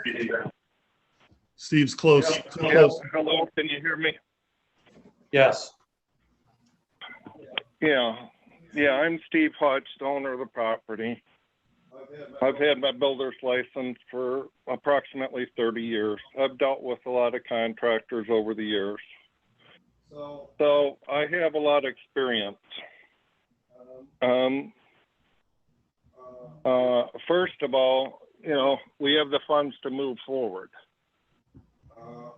Whether we liquidate a property in Waterford for $160,000, we'll have more than enough money to finish that project. And second hand, we have other properties in the area that if we decide we needed more money, we can liquidate them. But based on the numbers, there's I think 135,000 point something 700 in escrow, and plus there's another 45,000 in company account, and there's money in the state from my dad. Now those properties are Steve, Michael talked about that. He was asking about the deadline for getting Stephen. Yeah, we've already had this conversation. So yeah, I don't. There's more than one property. There's a free and clear property in Waterford. Right. Yeah. The market. I mentioned that, Steve. Okay, Stephen. Yeah, and yeah. So, Steve, let's continue. What would you like clarified, Rick? Okay. Well, I mean, that part you already gave us all the information on, so we're aware of that. Yeah. Okay. I have a few board members out there had their hands up. I want to address the board members. So if the other part of your owner parties could just refrain for a moment. Trustee Smith. Thank you, Mr. Supervisor. I appreciate it. I just want to begin with, our board heard this very same issue over 2 months ago, and I don't see a lot of progress, and we have heard, I haven't really heard anything new today. We were very gracious with our time in May and listened to in detail, and you did supply financials at that time, and I do believe it was an opinion of this board that you did not have substantial finances to move forward. So I'm just looking, I guess, either to Supervisor Kowal or Lisa here for some guidance and procedure. I'm not sure why we're rehashing all of this at the moment. Our board upheld this decision in May. This is part of the dangerous hearings process. Yeah, Liz, go ahead. You did not uphold the decision in May. This came to you in May at the request of Mr. Hutch to give him an I only say extension. that, so if I misspoke, I only saw that because I looked it up in our meeting minutes as we were talking to try to figure out, just to refresh my memory. Yeah. So the synopsis says we upheld. Yeah, let me just help clarify a little bit. So this hearing today is statutorily required. And the purpose of the hearing is to give the property owner an opportunity to show cause, that is to demonstrate to you why you should not enforce the order of the dangerous building hearings officer. And that's what they're attempting to do today. Back in May, it was not on the schedule, on the calendar for a show cause hearing because the time to demolish hadn't lapsed yet. But they had come to you asking for an extension of time so that they could do what they needed to do. In May, just to refresh everybody's recollection, they were asking that you allow them to repair the building instead of demolish. And they wanted assurances from the board that they aren't going to demolish on June 1st, or they wouldn't want to invest that money into the building. That's why nothing has happened between May and now. Just for the history, so you all understand what got us here and what happened in May. I'm sorry, Trustee Smith, I know that you knew the answer to that after my first statement, but I thought I'd explain a little bit more for the benefit of the rest of the board. No, I always appreciate explanations. Thank you. So, that's where I'm at. I believe our board was very gracious, and we listened carefully, and I don't hear anything new, unfortunately, although I'm empathetic to your situation and I understand what your feelings on this, but I don't see anything that's real concrete here that's changed, that at least changes my mind since May. Okay. I saw someone else, Mr. Powell. Yes, I believe that at least me personally, I don't want to see a viable building be demolished just for a principle. And we have professional, and I know Mr. Nichols and have worked with Lopez Engineering, and certainly I'm not going to challenge his opinion that this house is salvageable. And so my real question is a statement of interpretation of previous testimony. Back 6 months ago, on February 25th, Michael Hutch said that, and I quote, he and his brother have experienced hardships and setbacks, but are now, as of February 25th, are now ready to proceed with the rebuilding of the house. Now, if that were in fact the truth, he would have had Lopez Engineering out already for an analysis of the foundations and the structure. He would have submitted plans to the building department, building permit. He would have had the funds ready. He would have hired contractors, and that would have been done already, instead of starting now, 6 months later, in asking for relief or extension. That doesn't mean that the structure is not salvageable, but you can certainly see that this board is frustrated in the lack of production.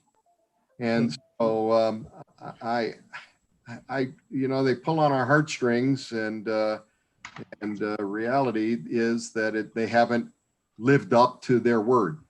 Michael, in January, there's no dangerous building meeting that was postponed. And the following day, I followed up with the township, and Nick Spencer refused to allow us to proceed forward.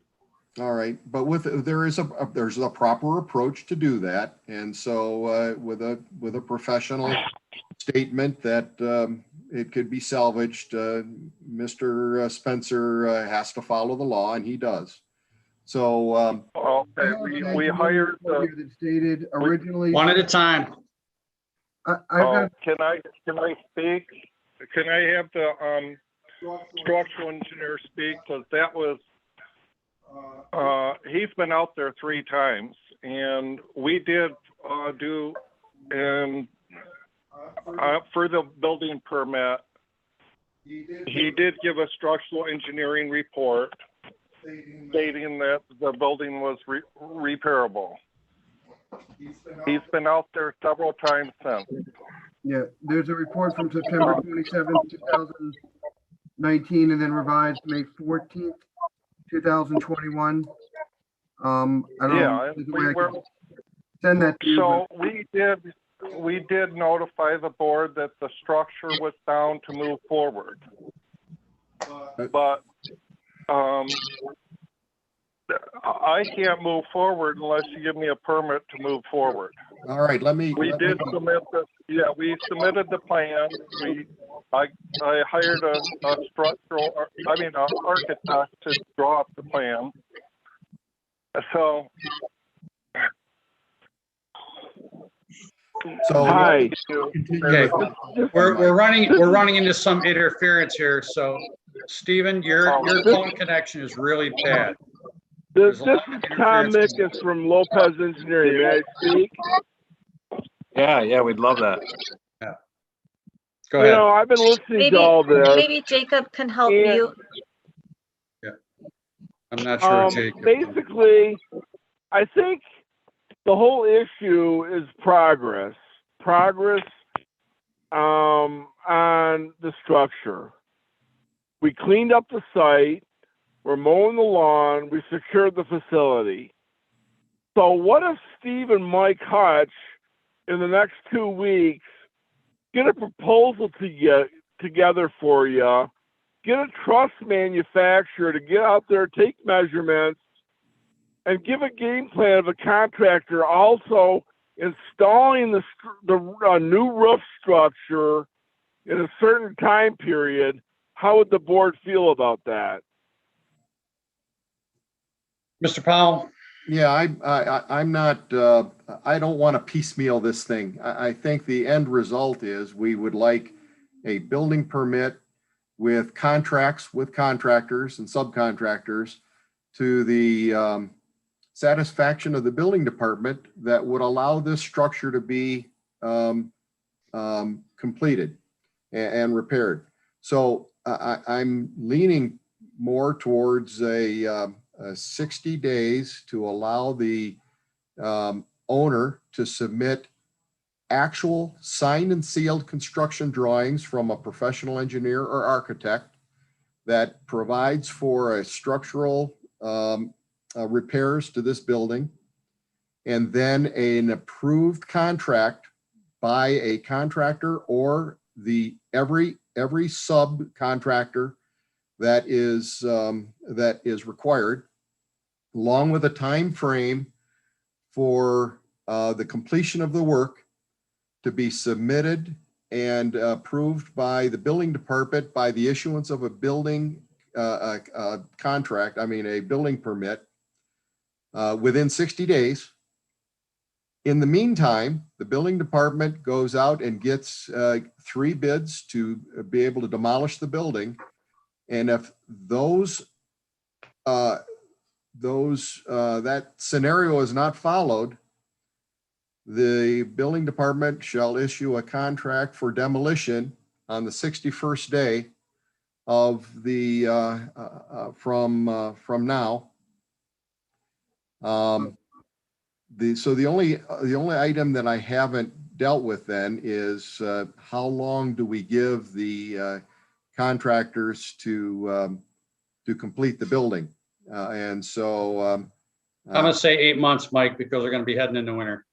All right. Well, then I think then 8 months to the day of issuance of the building permit. If it's not completed, then this board, let's rehear the hearing in 8 months. And I need help from our council as we need to, needs to be substantial completion. Yes. And shouldn't you add 2 months to that number? Mr. Powell? Mr. Powell? Yes, sir. I'd be very disgruntled with my clients if they don't make substantial progress in the next 2 months. I'll be really upset. Well, okay, being a structural engineer. You would share the same feeling as all of their neighbors have shared for years. But sir. I'm saying hold on, Mr. Ruggles. Hold on.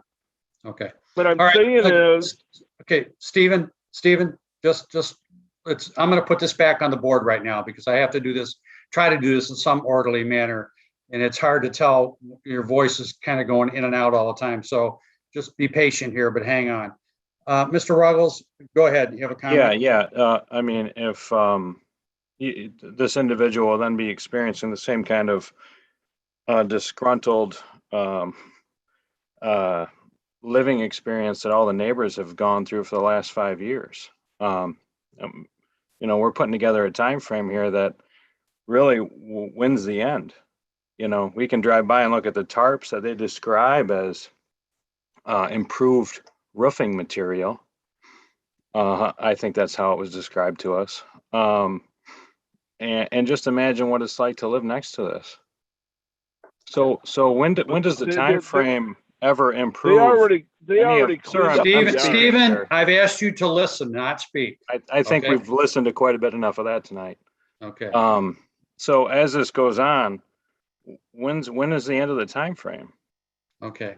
We can talk this to death. Since February, we've talked this to death. Okay. Right? Here we are again. That was Tom trying to speak, not Steve. Okay. Excuse me. Okay. Counselor Lisa. So I think there are a couple of things the township board needs to keep in mind. First of all, we're here because it's been determined that this is a dangerous building. And the dangerous building hearing officer already made that determination. The purpose of this hearing is to listen to testimony. And if the testimony that you've heard has given you cause to question that conclusion, or at least given you reason to believe that this building can be made safe, then you aren't going to want to approve the order of the dangerous building hearing officer. I've heard Treasurer Roman talk about taking some sort of surety. I've heard Trustee Powell talk about 8 months. What I think every board member wants to see is progress, and that has not happened. I understand the flip side. I understand the property owner's concern in investing money when they have this potential demolition hanging over their head. So my suggestion would be, if you were inclined to give the property owner more time, then perhaps you simply adjourn for 30 to 60 days so that they can get the plans, the construction drawings, and come back to you. And if you feel at that time that there is sufficient information provided to you, then you don't have to order the demolition. But if at that time you are more convinced that it can't be repaired, then you can move forward with the demolition, understanding that's an investment that the property owner is going to have to make, but that's the property owner's choice considering the position they are in today. And I would kind of go right along with that. We'll put the onus on them. They have to perform. So yes, Ari. Can we make sure that they're able to get building permits? I mean, last time it was denied to them. So he would have to come in with a full set of drawings, everything ready to go, a bid. I mean, we would have to have all the documentation as if he was going to pull the trigger on this, so that he knows where he stands before a permit would be issued. So you're saying is that the same standards that you use for everybody, or are we holding him to higher standards? Well, typically people don't ask for building permits at a township board meeting. Yeah, no, they have to be submitted to the building department, but we're getting a lot of interference again. So, Mr. Spencer? Okay. Yeah, I'd like to speak to that real quick. The reason he was not denied a building permit, he was given a building permit. The building permit had expired, had lapsed because of no work. At that point, the home had gone back onto the dangerous building after 180 days of no work. Actually, it was more than 180 days. At that point, it had gone back onto the dangerous building. Once it went back onto the dangerous building, it had to go through the process. That's why a permit was not issued, would not be issued during that time. Just so we're all clear on that. Okay. Likewise, what I believe the board is, or Lisa had spoken to, was I don't think they want you to come to me right now to get a permit, or come to the building department to get a permit the next 60 days. They want you to submit the documents to the building department, come to a meeting in 60 days. As long as there's substantial amount of documentation, we're moving forward, we have building plans, we have bids. At that point, they can say, there's sufficient amount of information here to move forward. Let's give them the opportunity to issue a building permit. I'd actually, yeah, that's kind of how I'm seeing it. That's kind of how I see this. Mr. Powell? Yeah, I guess I wanted to question Mr. Spencer. Does that mean that if they submitted all the documentation they would need for a building permit? My concern is we don't have the ability to know whether or not the information that was submitted is sufficient. So I was actually leaning towards requiring a memo or a building permit from the building department stating that the documents submitted is sufficient for a building permit to be issued. Understood. Yeah, and that's something certainly that, if I needed to attend a meeting, if the building department needed to provide documentation to the board, we can certainly do that. Well, I would like to go almost one further. I mean, I think this board spent enough time on this matter. I would like to defer to the building department and say that if at this point in time, that if the billing official is satisfied with the information that is presented to him and the schedule to be put out, that he has the authority to issue a building permit. And I would like to put that on so it does not have to come back to this board. Because if it comes back to this board that it's not being done, that house is coming down. Okay? Well, if I may, Mr. Supervisor, that is common practice. Building Yeah. permits don't come to this board. So I know that, would- but I don't want this to come back to this board for another meeting is what I'm getting at. Right. Lisa Hamami. Yep, I agree. I just have concerns with the procedure because this is a show cause hearing and you I need to issue understand. an order, whether it's understand. approving, disapproving, or modifying. We're the order. modifying. We're modifying the order, Which is why I suggested a postponement of the hearing. which would probably be a really good idea. I recommend we postpone for 60 days. Within that 60-day period, Ari and Michael and Stephen, you have got to come back with a fully loaded deck of everything, because if you do not have it, that house we will not, this is it. This is the last stand. Okay? Understood. And then can I just get another clarification on procedure, and maybe Lisa, you can help it out here, because Nick said that he can't issue a permit while it's on the dangerous building list. Yeah, So Ari, how are we gonna do this? Nick is not going to issue a permit in the next 60 days. A permit will be issued after Nick has reviewed all of the material. We come back here if you want it shorter than 60 days so that you have a construction timeframe, 60 days will put us September 20. I don't know if that's an issue for construction or demolition. You guys are more equipped to answer that question. For demolition.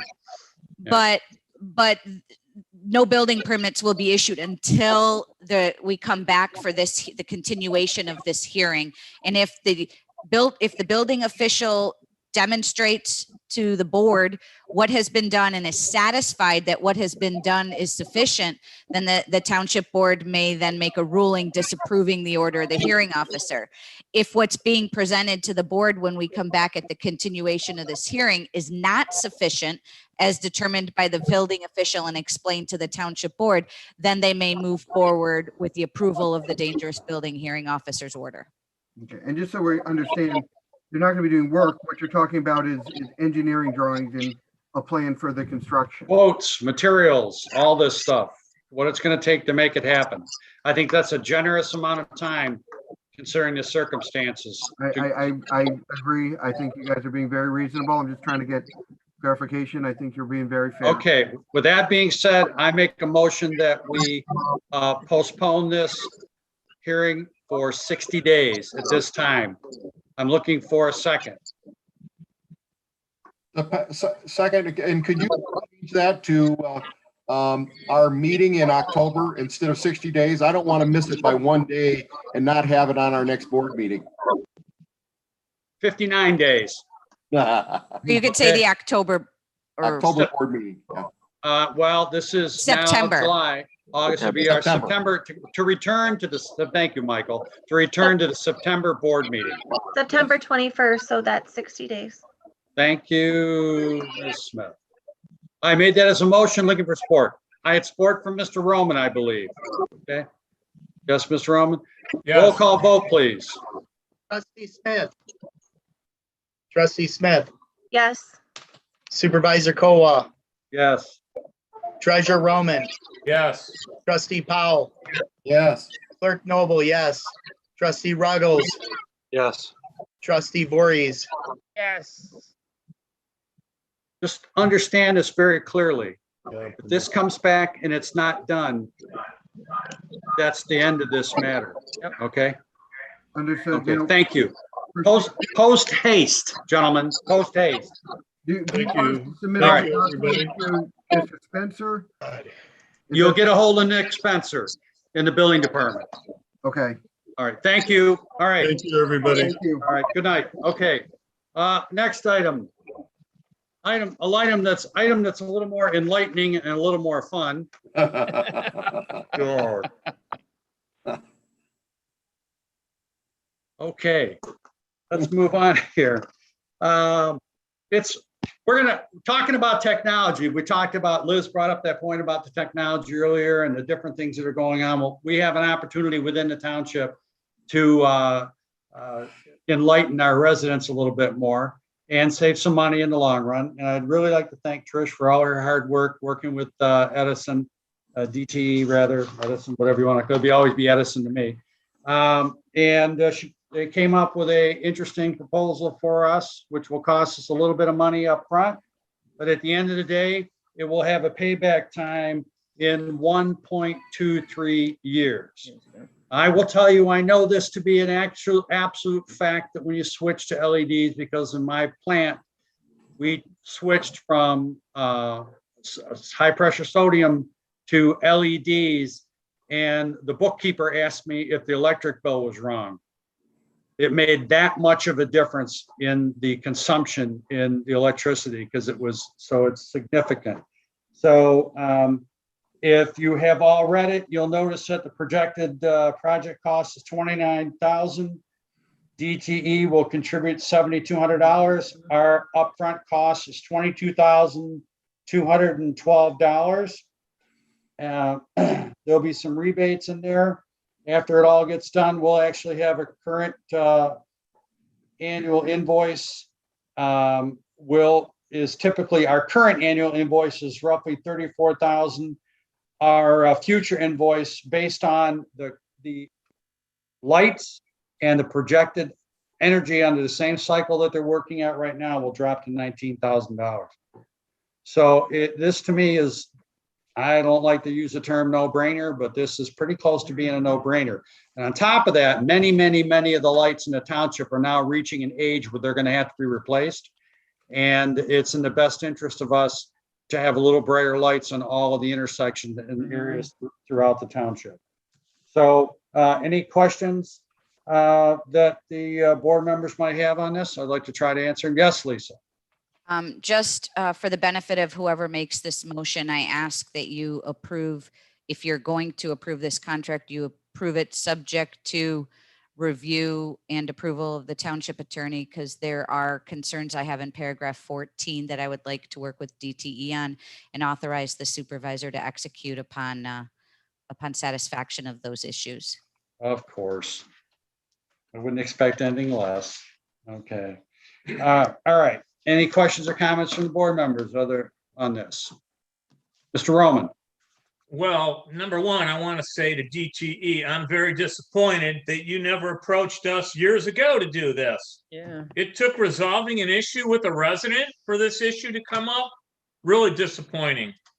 Number two, Lisa, I'd be shocked if DTE was willing to alter their contract, but good luck. Well, I could tell you, I had the same issue in another community, and they altered it slightly, not to my satisfaction, but a little bit better than the way it's worded here. Okay. If no one else has any comments, I'll make a motion to approve $22,212 to convert to LED. I have a motion. Yes. And subject to review and approval by our township attorney. And I have a very quick comment. So LED lights were exchanged and are now annexed, and it was quite the cost saving. So this will be a cost saving. Definitely were. Okay. We have a motion looking for support. I will support that. Okay. Motion support. Roll call vote, please. Trustee Smith. Yes. Supervisor Kowal. Yes. Treasurer Roman. Yes. Trustee Powell. Yes. Clerk Noble. Yes. Trustee Ruggles. Yes. Trustee Voorhees. Yes. Motion carries. Thank you very much. We'll get some brighter lights in our township. And I actually have had residents squawk about that in some areas. So, and we have had several where the lights are, again, starting to age. Okay, next item on our list is the request to approve amendment to personnel policies and procedures, section 13-1A and 13-2. Kathy DeRocher, hello. Good evening. Yes, finally. Okay. So I was asked to prepare a memo and make a change to our policy and procedure to promote better family work-life balance for our new employees. In summary, the changes reflect a new employee would be provided with 5 vacation days up front. The additional 5 vacation days would be granted after 6 months of employment. Please note that these are for non-union employees or employees that are not covered by a different employment agreement. So those are the basic changes. If you have any questions, I'm more than happy to answer them. It's a start in the right direction. So we're moving in that direction right now. These are some of the things that the board, we all chatted about to try to make the place a little more attractive and also for retention of our current employees. I'll remind all of the board members that we are going to be going into labor negotiations. I believe sometime in August they'll start. So there'll be some things, and I'm sure that this will be one of the things that will be brought up on that particular list of topics. Is there any questions or comments from the board? I know we talked about this before. Andrew Voorhees. Is there any way that it's going to be this accrued instead of just given right away at the hire date? No, we need to start front loading because this is something that is becoming in demand, and people really need to have more of a family life. If you have people that come in day one and they have no time for anything, if they have a family issue or something and they have to burn a vacation day, at least gives them the opportunity. People have family, and we are trying to attract quality people, and we're trying to retain people that we have. So it's a good step for us to go forward. And my thought process. And we already have quality people here, at least in my opinion. And I'm not saying we can't continue, but maybe I don't know the retention numbers, but it seemed like not a lot of people leave White Lake Township. So that's my last comment. We've had a few. Yeah, I know, I'm aware. So, and just recently another one this week. Okay. Okay. Anyone else on the board? Question, Mr. Powell. And I really appreciate this, and I didn't understand why we didn't continue down the line a little bit, and we'll get there. We're really asking people to work for 5 years before they get the 3rd week. We'll get there. That. Mr. Powell. How hard is it to do it now? Well, I just think we'll get there. Okay. Okay. For the same reasons I mentioned earlier. Okay. Yeah. All right. Okay. So this is moving in the right direction. Yes, Kathy. I just wanted to let Mike know that there are additional ways to earn time off. I mean, we have 14 paid holidays. There are a brand new employee earns 5 hours a month for both personal time and sick time. It's a combination, but so in their first year of employment, they could earn 30 days off. So, I mean, I feel that that's fairly generous. So we're a pretty good place to be. Yep. Any other questions or comments from the board? Seeing none, looking for a motion. Mr. Ruggles? You look good even with wet hair, by the way. It was a rough hour. Let me see. Sorry, I'm going to pull this up on my phone here. Okay. So make a motion to approve the amendment to Personnel Policies and Procedures, Section 13.1A and 13.2A, vacation leave and schedules for employees. Is that sufficient? That's sufficient. We have a motion. Looking for support. Support. We have support from Trustee Smith. Roll call vote, please. Trustee Smith, Yes. Supervisor Kowal, Yes. Treasurer Roman, Yes. Trustee Ruggles, Yes. Clerk Noble, yes. Trustee Voorhees, Yes. Trustee Powell, Yes. Motion carries. Okay. Moving along to trustee comments. Trustee Andrew Voorhees. I just want to go along with Chief Keller's comments. I volunteered at the team golf outing. Tons of fun. Great event. I'm glad I never heard the dollar amount that they raised until the night, so that was great. September 11th and 12th, the Fish Farm Fall Festival is back from 10 to 5. And I'm going to challenge all my fellow board members to come out and not only just visit, but volunteer your time. We can absolutely use your time and your talents any place in the Historical Society, whether it be set up, take down, or help during the festival. And I'd like to thank Rick for allowing me to come into the township offices really quick. My spot tonight is courtesy of DTE because I have no power at my house. So this was, and my neighbors didn't have any either. So I'm like, okay, what can I do quickly at 5:45? So I ran down here. So thank you. I'm all set. Thank you. Trustee Smith. Thank you, Mr. Supervisor. I'll just be giving a very quick library update. So, things are subject to change in this ever evolving world we're in of COVID, but at the moment, they have returned to regular service with a few exceptions. Masks are no longer required in the library, no time limits for browsing, seatings available throughout the library, computers are available for 2-hour sessions, no appointment needed, virtual programs and some outdoor events, study rooms are available for one-person use, returns no longer quarantined, and curbside delivery continues, along with their curbside virtual outdoor activities and 24-hour Wi-Fi. So they're back basically full service, which is great news. And I just want to wish everybody a safe remainder of the summer. If the rain stopped and it's beautiful. So I hope all our residents take time to enjoy our beautiful lakes area. Thank you. Thank you. Mr. Noble. I want to thank the board for changing this policy. As Trustee Powell stated earlier, we have new employees. We are losing people. We're losing them to pay, and we're losing to other departments. We've had some dispatchers that left because of the pay. Time off is crucial. I think that's very important that as we move ahead.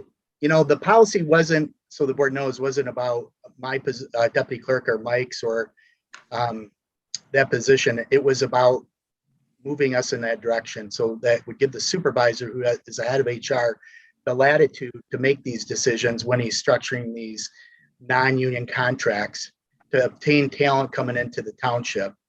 And I didn't want to bring it up, but I will. Deputy Clerk Santiago was appointed by Brian McKenzie in 1999 as a deputy clerk as a court clerk back in 1990. But that's because it wasn't about him. It was about the people that we're going to attract in the future. And I'd also like to thank Andrea Voorhees for talking about the budget in the clerk's office. I was wrong. I'd like to correct it. It was $400. And that money, after I dove into it through accounting and looking through things, during the transition of me coming into office, there was some comp time that was taken that was cashed in for pay. And that has been adjusted to reflect through the supervisor. It wasn't a lot because $400 was the budget amount. So I would like to thank Andrea for pointing that out, because there's sometimes a lot of numbers that we look at often and we can miss things. So I appreciate that, Andrea. Thank you, Mr. Noble. Okay, Mr. Ruggles. Yeah, thanks. I apologize to the board for being late. There was some specific things on the agenda I was really hoping to discuss, but I'll watch what I missed later on. The Planning Commission has met a number of times, and we've discussed 2 topics that came before you tonight: Oakland Harvesters and the Elizabeth Lake Road corner. And I'll go back and listen to what you had to say, but I'm looking forward to it. Other than that, I'll keep it brief. Cover the Planning Commission, and I was able to attend the police charity golf outing, which was, I was amazed at the turnout. It was unbelievable. I'd never seen so many people golf at once. It was a fantastic time, and I can't wait till next year. So thank you. Okay, great. Mr. Powell. Oh, Mr. Roman. Mr. Roman. He was on my radar there. Sorry. Go ahead, Michael.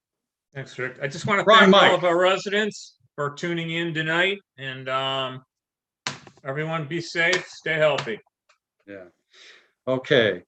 Mr. Powell now. Wait, can I interrupt? I'm sorry. No. I'm going to. I don't care. Happy Okay. belated birthday last Tuesday to Carol Burkhart. Ah, okay. Yes. All right, I'm done. Happy There you go. birthday. Happy birthday, Carol. Happy birthday, Happy Carol. birthday, Happy Carol. birthday, Carol. Okay. Mr. Powell. Yes, thank you. And this is one of the rare weeks out of a year that I'm blessed with a ZBA meeting 2 days from now. And lately, our ZBA meetings have gone to 10, 11, 11:30. And we're only going to have 2 items, but I get 2 meetings this week. And so I'll report back next month. But I also wanted to let the board know that I had reached out to Supervisor Gray of Commerce Township to initiate our discussion on the renewal of the intergovernmental agreement for sanitary sewer service here in White Lake. Very critical. The contract, the agreement's coming to a quick end here, and it's way past time to get started on that. So Supervisor Gray is putting together the people that he would like to have at this initial meeting. And I'll reach out to Supervisor Kowal and the rest of the staff there for our meeting with them as well. I also wanted to ask, and maybe we'll put it on next month's agenda, the discussion possibly of establishing a special assessment district township-wide for the connection to the sanitary sewers. And we are holding our public hearings in the Village of Wolverine Lake for such just a meeting, and it's a voluntary SAD to spread the connection costs over 10 years to connect into the sanitary sewers. What a great way to entice our residents to connect into the sanitary sewers and give them a 10-year payback to be able to do that. And I'd like to discuss that with my colleagues there on the board. I also am dealing with a number of septic systems in Highland Township, specifically around the Duck Lake Road M59 intersection. And I would very much appreciate maybe our supervisor reaching out to Highland Township supervisor. We have capacity in our system. We have capacity in the township system to extend sanitary sewers to our neighbors in Highland Township. And I'd love to be able to offer that to them sooner rather than later. So thank you very much, and everyone have a great rest of the summer, and I'll see you guys back in town next week. Thank you, Michael. Be safe. Safe travels. Thank you. Thanks everyone tonight for everybody showing up. Thanks for coming in, Scott, even though I know you look like a drowned rat there, but you're just fine. So you're all good. It rained. It rained over here in Waterford too, real hard. So, Mike, I appreciate you and I, after our conversation about starting that, because I have so many different things going on right now. I have already approached Highland Township and actually got them to move forward with DLZ, JNA to actually do some planning with them. So that park's actually been done. And yes, we do have some capacity, but this will take us getting to our western line, but this will all be kind of dovetailed into this conversation we're going to have with the Commerce. So that thought process. As you know, we have $3.25 million coming from the American ARP, American Rescue Plan, coming our way. We sent our paperwork into the state to acknowledge the fact that, yeah, we want it. We don't want to give it to, some other community like Wolverine Lake or something like that, So we're going to take it because they give you 3 answers: yes, no, or give it to somebody else, and which is really just amazing. But nonetheless, we're moving in that direction.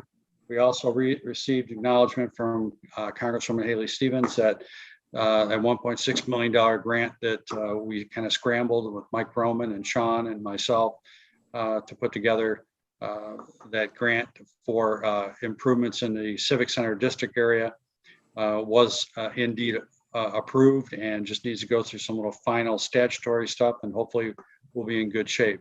Anthony helped too. Yes, Anthony helped too. Sorry.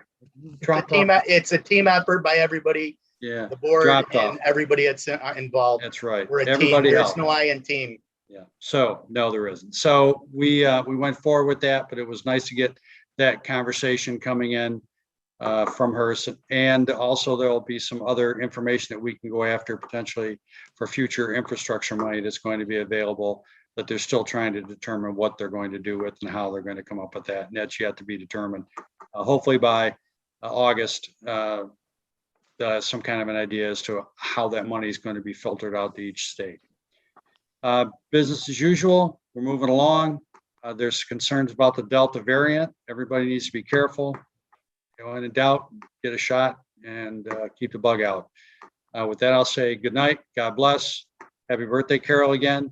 And thank you for being here. For that, I'll look for a motion to adjourn. Motion to adjourn, I have Andrea. a motion. I need support. Support. Support. Roll call vote. Trustee Voorhees, Yes. Clerk Noble, yes. Trustee Powell, Yes. Supervisor Kowal, Yes. Treasurer Roman, Yes. Trustee Ruggles, Yes. and Trustee Smith. Yes. Good night, everyone. Very great night.